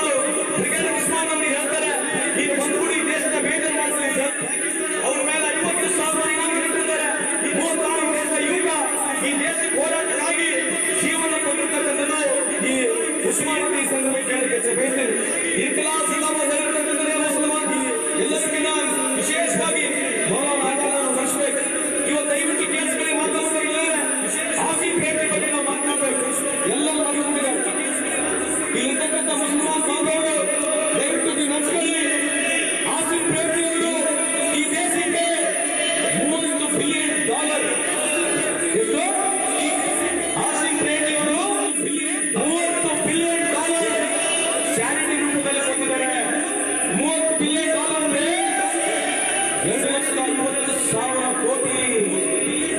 ಇದ್ರ ಬಗ್ಗೆ ನಿಮಗೆ ಮಾಹಿತಿ ಇಲ್ವಾ? ಇದ್ರ ಬಗ್ಗೆ ಒಳ್ಳೇದು ಮಾತನಾಡಕ್ಕಾಗೋದಿಲ್ವಾ? ಅದಕ್ಕೆ ಚುನಾವಣೆ ಬಂದಿದ್ದಾವೆ. ಇದಕ್ಕೆ ಮುಸಲ್ಮಾನರನ್ನ ಗುರಿ ಮಾಡಿ ಹಿಂದುತ್ವ ಬಗ್ಗೆ ರಾಮ ಮಂದಿರ ಬಗ್ಗೆ ಮಾತನಾಡಿ ಓದನ್ನು ಕೇಳಲು ಹೋಗಬೇಡಿ. ಈ ಸಂದರ್ಭದಲ್ಲಿ ಕೇಳಲಿಕ್ಕೆ ಬಯಸ್ತೇನೆ. ಇವತ್ತು ಕೊನೆಯದಾಗಿ ಸಮಯದ ಅಭಾವ, ಇವತ್ತು ವಿನೋದ ಶೆಟ್ಟಿ ಅವರು ನಮ್ಮ ಪಕ್ಷದ ಅಭ್ಯರ್ಥಿಯಾಗಿ ಇವತ್ತು ಸ್ಪರ್ಧೆ ಮಾಡಿದ್ದಾರೆ. ನೀವು ದಯವಿಟ್ಟು ಯೋಚನೆ ಮಾಡಿ, ಇವತ್ತು ಕಾಂಗ್ರೆಸ್ ಪಕ್ಷ ಶ್ರೀಮತಿ ಇಂದಿರಾ ಕಾರ್ಯಕ್ರಮಗಳು ಕೂಡಲಿನ ವಲಯ ಇಡೀ ಭಾರತ ದೇಶದಲ್ಲಿ ಎಲ್ಲ ಸರ್ಕಾರದಿಂದ 50,000 ಲಕ್ಷ ಸಾವಿರ ಭೂಮಿ ಇರತಕ್ಕಂಥ ಸರ್ಕಾರ ಜೀವಿತವಾಗಿರ್ತಕ್ಕಂಥ ಈ ದೇಶದ ಬಹುತೇಕ ಬಡವರನ್ನ ಜೀವಿತವಾಗಿ ದುಡಿಸಬೇಕಾದ್ರು ಅದು ನಮ್ಮಲ್ಲಿರ್ತಕ್ಕಂಥ ಇಂದಿರಾ ಗಾಂಧಿ ಈ ದೇಶದಲ್ಲಿ ಕೂಡಲಿನ ವಲಯದ ಕಾರ್ಯಕ್ರಮ ಮಾಡಿ ಭಾರತಕ್ಕೆ ಉಳಿಯುತ್ತದೆ. ಅತ್ಯಂತ ಊರು ಸಿಕ್ಕಿದ್ರೆ ಅದು ಕೇವಲ ಕಾಂಗ್ರೆಸ್ ಪಕ್ಷಕ್ಕೆ ನಾವು ಭೂಮಿ ಕಟ್ವಿ, ಬ್ಯಾಂಕ್ ರಾಷ್ಟ್ರೀಕರಣ ಮಾಡಿದ್ವಿ. ಯಾವ ನರೇಂದ್ರ ಮೋದಿ ಸಾಹೇಬರು 15 ವರ್ಷ ಆಗಿತ್ತು, ಅವಾಗ ನಾವು 3 ಫೈರ್ ಟ್ಯಾಂಕ್ಗಳನ್ನ ಮುಗಿಸಿ ಸುಮಾರು 800 ಟ್ಯಾಂಕ್ಗಳನ್ನ ಕಟ್ಟಿದ್ವಿ. ಯಾವ ನರೇಂದ್ರ ಮೋದಿ ಸಾಹೇಬರು 19 ವರ್ಷ ಆಗಿತ್ತು, ಅವರಿಗೆ ನಾವು ಅವಾಗ ಬ್ಯಾಂಕ್ ರಾಷ್ಟ್ರೀಕರಣ ಮಾಡಿದ್ವಿ. ಯಾವ ನರೇಂದ್ರ ಮೋದಿ ಸಾಹೇಬರು 21 ವರ್ಷ ಆಗಿತ್ತು, ಅವರಿಗೆ ಅವಾಗ ಪಾಕಿಸ್ತಾನದಿಂದ ಹೋರಾಟ ಮಾಡಿ ನಾವು ಪಾಕಿಸ್ತಾನಕ್ಕೆ ಸೋಲಿಸಿದ್ವಿ. ಯಾವ ವಿಶೇಷವಾಗಿ 1975 ಇಸ್ವಿ ಮೋದಿ ಸಾಹೇಬರಿಗೆ 25 ವರ್ಷ ಗರೀಬಿ ಹಠಾವಂತ ಕಾರ್ಯಕ್ರಮ ಇಂದಿರಾ ಗಾಂಧಿ ಅವರು ಪ್ರಾರಂಭ ಮಾಡಿದ್ರು.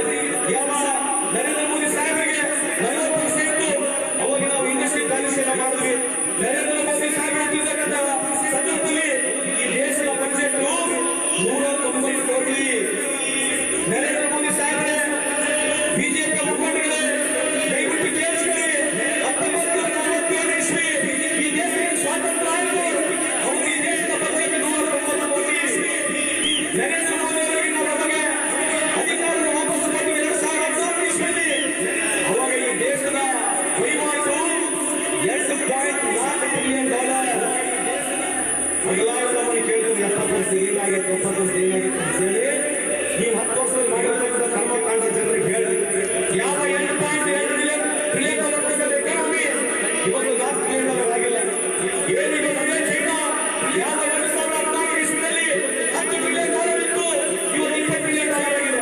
ಯಾವ ಬಾಂಗ್ಲಾದೇಶ ಜಿಡಿಪಿ ಪರ್ ಕ್ಯಾಪಿಟಲ್ ಇತ್ತು ಸುಮಾರು 77,000 ಇರ್ತಕ್ಕಂಥ ಬಾಂಗ್ಲಾದೇಶ ಜಿಡಿಪಿ ಪರ್ ಕ್ಯಾಪಿಟಲ್ ಇತ್ತು, ಇವತ್ತು 2,30,000 ಆಗಿದೆ.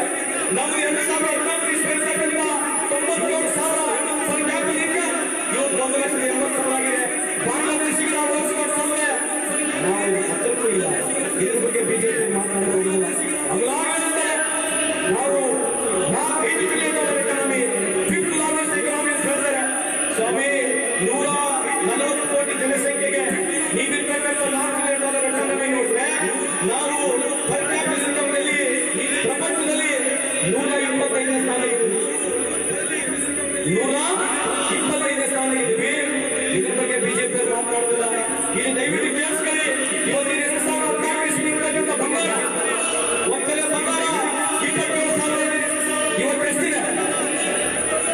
ಇವತ್ತು ಬಿಜೆಪಿ 2014 ಇಸ್ವಿ ಇರ್ತಕ್ಕಂಥ ಒಂದೆಲೆ ಬಂಗಾರ 27,000 ಇತ್ತು, ಇವತ್ತು 73,000 ಆಗಿದೆ. ಮೊದಲು ನಮ್ಮ ಕಡೆ ಲಪ್ಪ ಯಾರು ಬಡವರು ಮದುವೆ ಮಾಡಕ್ಕಾಗಲಿಲ್ಲ, ಕಷ್ಟದ ವ್ಯವಸ್ಥೆಯಲ್ಲಿರ್ತಕ್ಕಂಥ ಬಡವರು ಒಂದು ಮನೆಯ ಗ್ರಾಮೀಣ ವ್ಯವಸ್ಥೆ ಇಲ್ಲ. ಇವತ್ತು ಇಡೀ ಜಿಡಿಪಿ ಕುಸಿತವಾಗಿದೆ. ಇವತ್ತು ನಮ್ಮ ಸರ್ಕಾರ 5 ಗ್ಯಾರಂಟಿಗಳಿಗೆ ಸುಮಾರು 60,000 ಕೋಟಿ ಕೊಡ್ತಾ ಇದೆ.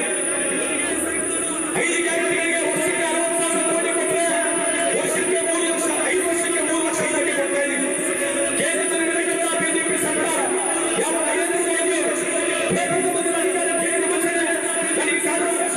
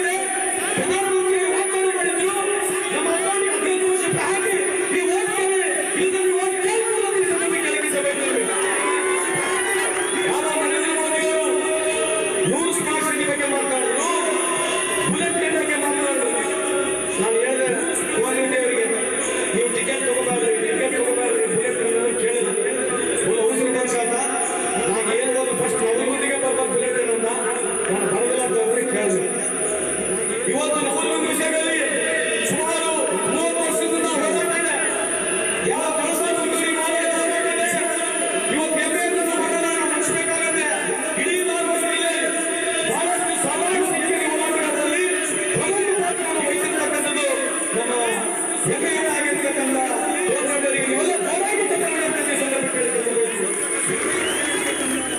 ಇವರಿಗೂ 1 ವರ್ಷ ಅಧಿಕಾರ ಬಂದಿದೆ ಬಿಜೆಪಿ ಕೇಂದ್ರದಲ್ಲಿ. ಯಾವ Narendra Modi Russia Ukraine war ನಡೆಸ್ತಾರೆ. ನರೇಂದ್ರ ಮೋದಿ ಅವರು ರಷ್ಯಾ ಯುಕ್ರೇನ್ ವಾರ್ ನಡೆಸ್ತಾರೆ. ಈಗ ನೋಡ್ಬೇಕು, ಅದು ಅಡ್ವರ್ಟೈಸ್ಮೆಂಟ್ ಇದೆ. ಪಾಪ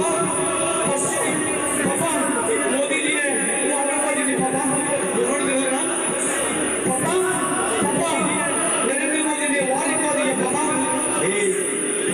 मोदी जी बस करो जी, झूठ मत बोलो मोदी जी, खुदा के पास जाना है, आजादी है ना बोलना है, वो कहीं नहीं जाना है।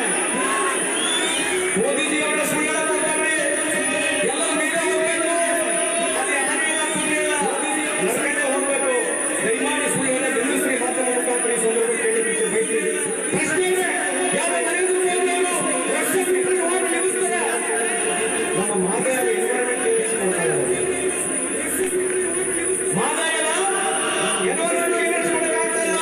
ಸಾಮಾನ್ಯ ಸಿದ್ದರಾಮಯ್ಯ ಅವರು ನಮ್ಮ ಅಧಿಕಾರ ಟೆಂಡರ್ನ ಕರೆದಿದ್ದೇವೆ, ಈ ಎನ್ವೈರನ್ಮೆಂಟ್ ನಿಲ್ಲಿಸಿಕೊಂಡ್ರೆ ನಮ್ಮ ಸರ್ಕಾರ ಪ್ರಾಮಾಣಿಕವಾಗಿ ಎಷ್ಟೇ ಖರ್ಚು ಪಟ್ಟು ಕೂಡ ಮಾದರಿಯ ಕೆಲಸ ಅದರ ಬಗ್ಗೆ ಪ್ರಧಾನಮಂತ್ರಿ ಸಾಹೇಬರ ಸದನದಲ್ಲಿ ಮಾತನಾಡಿಲ್ಲ. 25 ಸಂಸದರು ಕಳೆದ 5 ವರ್ಷದಲ್ಲಿ 10 ವರ್ಷದಲ್ಲಿ ಯಾವುದು ಕರ್ನಾಟಕ ವಿಷಯದಲ್ಲಿ ಮಾತನಾಡಿಲ್ಲ. GST ವಿಷಯದಲ್ಲಿ ಮಾತನಾಡಿಲ್ಲ, ಬರಗಾಲ ವಿಷಯದಲ್ಲಿ ಮಾತನಾಡಿಲ್ಲ. ಯಾವುದೇ ಮುಜುಗರಾಗ್ತಕ್ಕಂಥ ಬಿಜೆಪಿಯ ಮುಖಂಡರುಗಳಿಗೆ, ವಿಶೇಷವಾಗಿ ನರೇಂದ್ರ ಮೋದಿ ಸಾಹೇಬರಿಗೆ ಯಾವುದೇ ಮುಜುಗರ ಆಗ್ತಾ ಇದ್ದಾರೆ ಅವರು ಮಾತನಾಡಕ್ಕೆ ಹೋಗುದಿಲ್ಲ. ಗೋವಾದಲ್ಲಿ ಅವರ ಅಧಿಕಾರ ಇದೆ, ಗೋವಾದಲ್ಲಿ ಬಿಜೆಪಿ, ಮಹಾರಾಷ್ಟ್ರದಲ್ಲಿ ಬಿಜೆಪಿ, ಕರ್ನಾಟಕದಲ್ಲಿ ಬಿಜೆಪಿ, ಡಬಲ್ ಇಂಜಿನ್ ಸರ್ಕಾರ.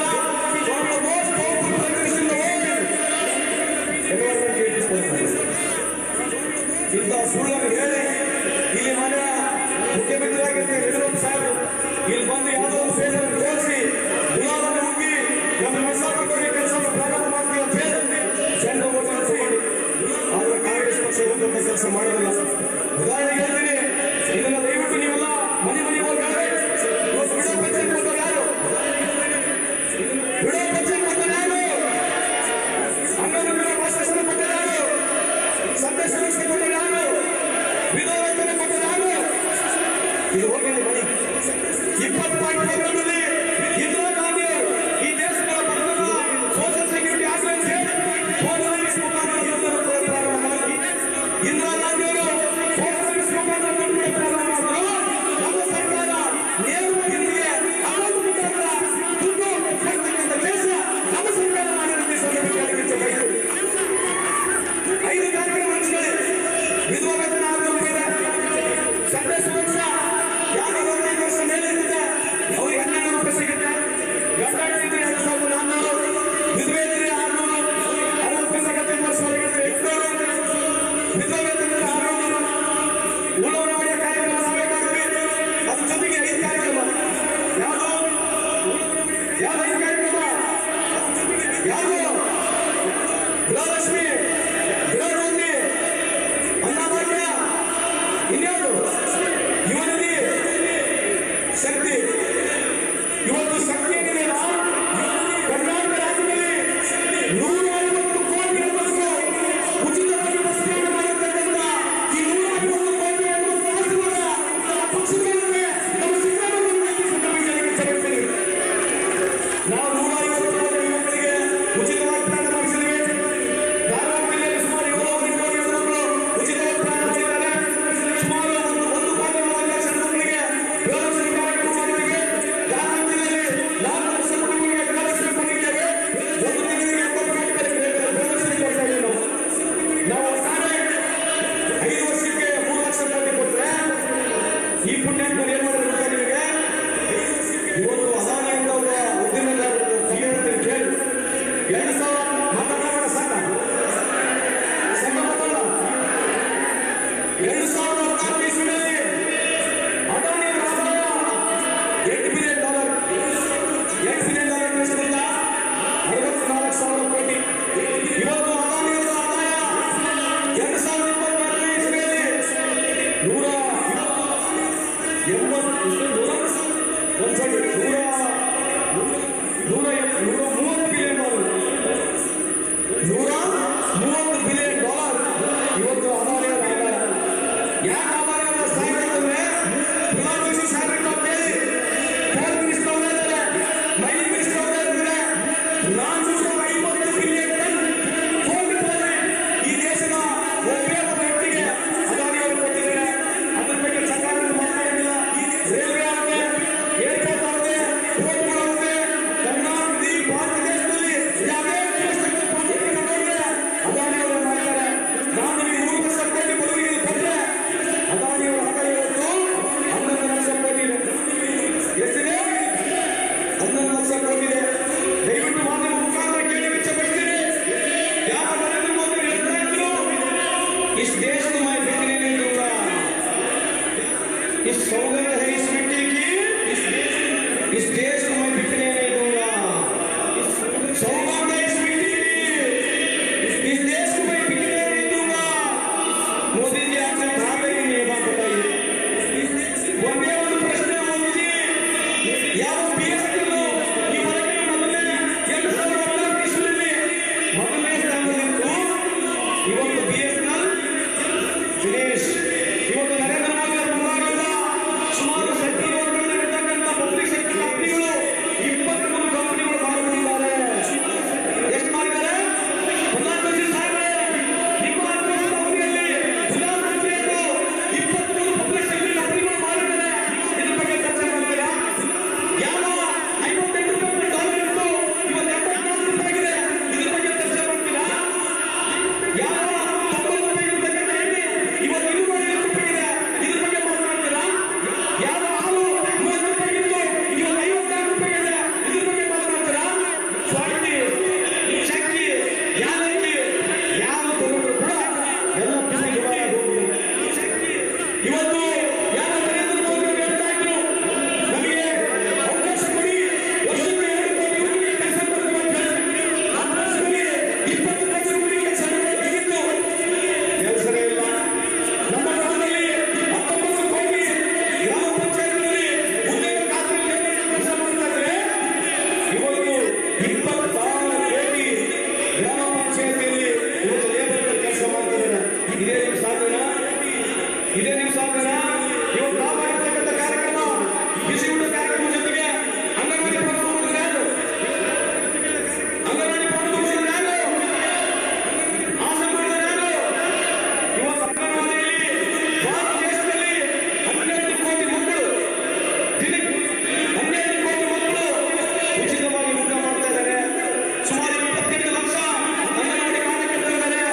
ಸುಮಾರು 15 ಲಕ್ಷಕ್ಕೂ ಹೆಚ್ಚು ಆಶಾ ಕಾರ್ಯಕರ್ತರಿದ್ದಾರೆ.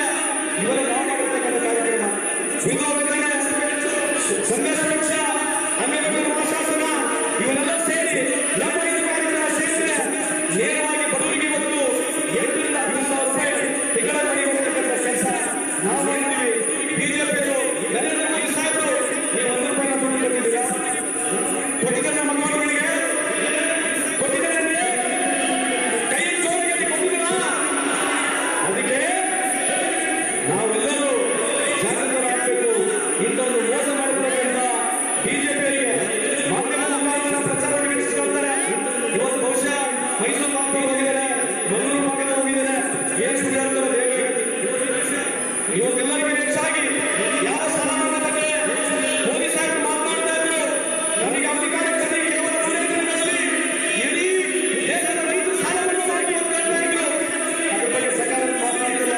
ರೈತರ ಆದಾಯ ದುಪ್ಪಟ್ಟು ಮಾಡುವ ಅಂತ ಹೇಳಿದ್ರು. ಅದ್ರ ಬಗ್ಗೆ ಸರ್ಕಾರ ಮಾತನಾಡ್ತಿಲ್ಲ.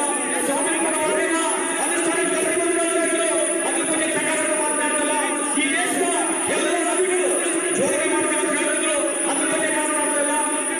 ರಾಮಕರಿಗೆಲ್ಲ ಹೇಳಿ ಹೋಗಿ ಪಾಪಿಯವರ ಪಾಪ ದುಡ್ಡೇ ದುಡ್ಡೇ. ನಾವು ಗಂಗಾ ನದಿಯಿಂದ ಸ್ವಚ್ಛ ಮಾಡಬೇಕು ಅಂತ ಹೇಳಿದ್ರು.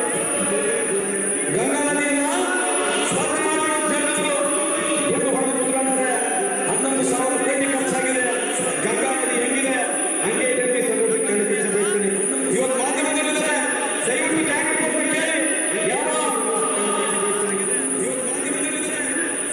ಡೆಲ್ಲಿಯಲ್ಲಿರ್ತಕ್ಕಂಥ ಕಾರಿಡಾರ್, ಆ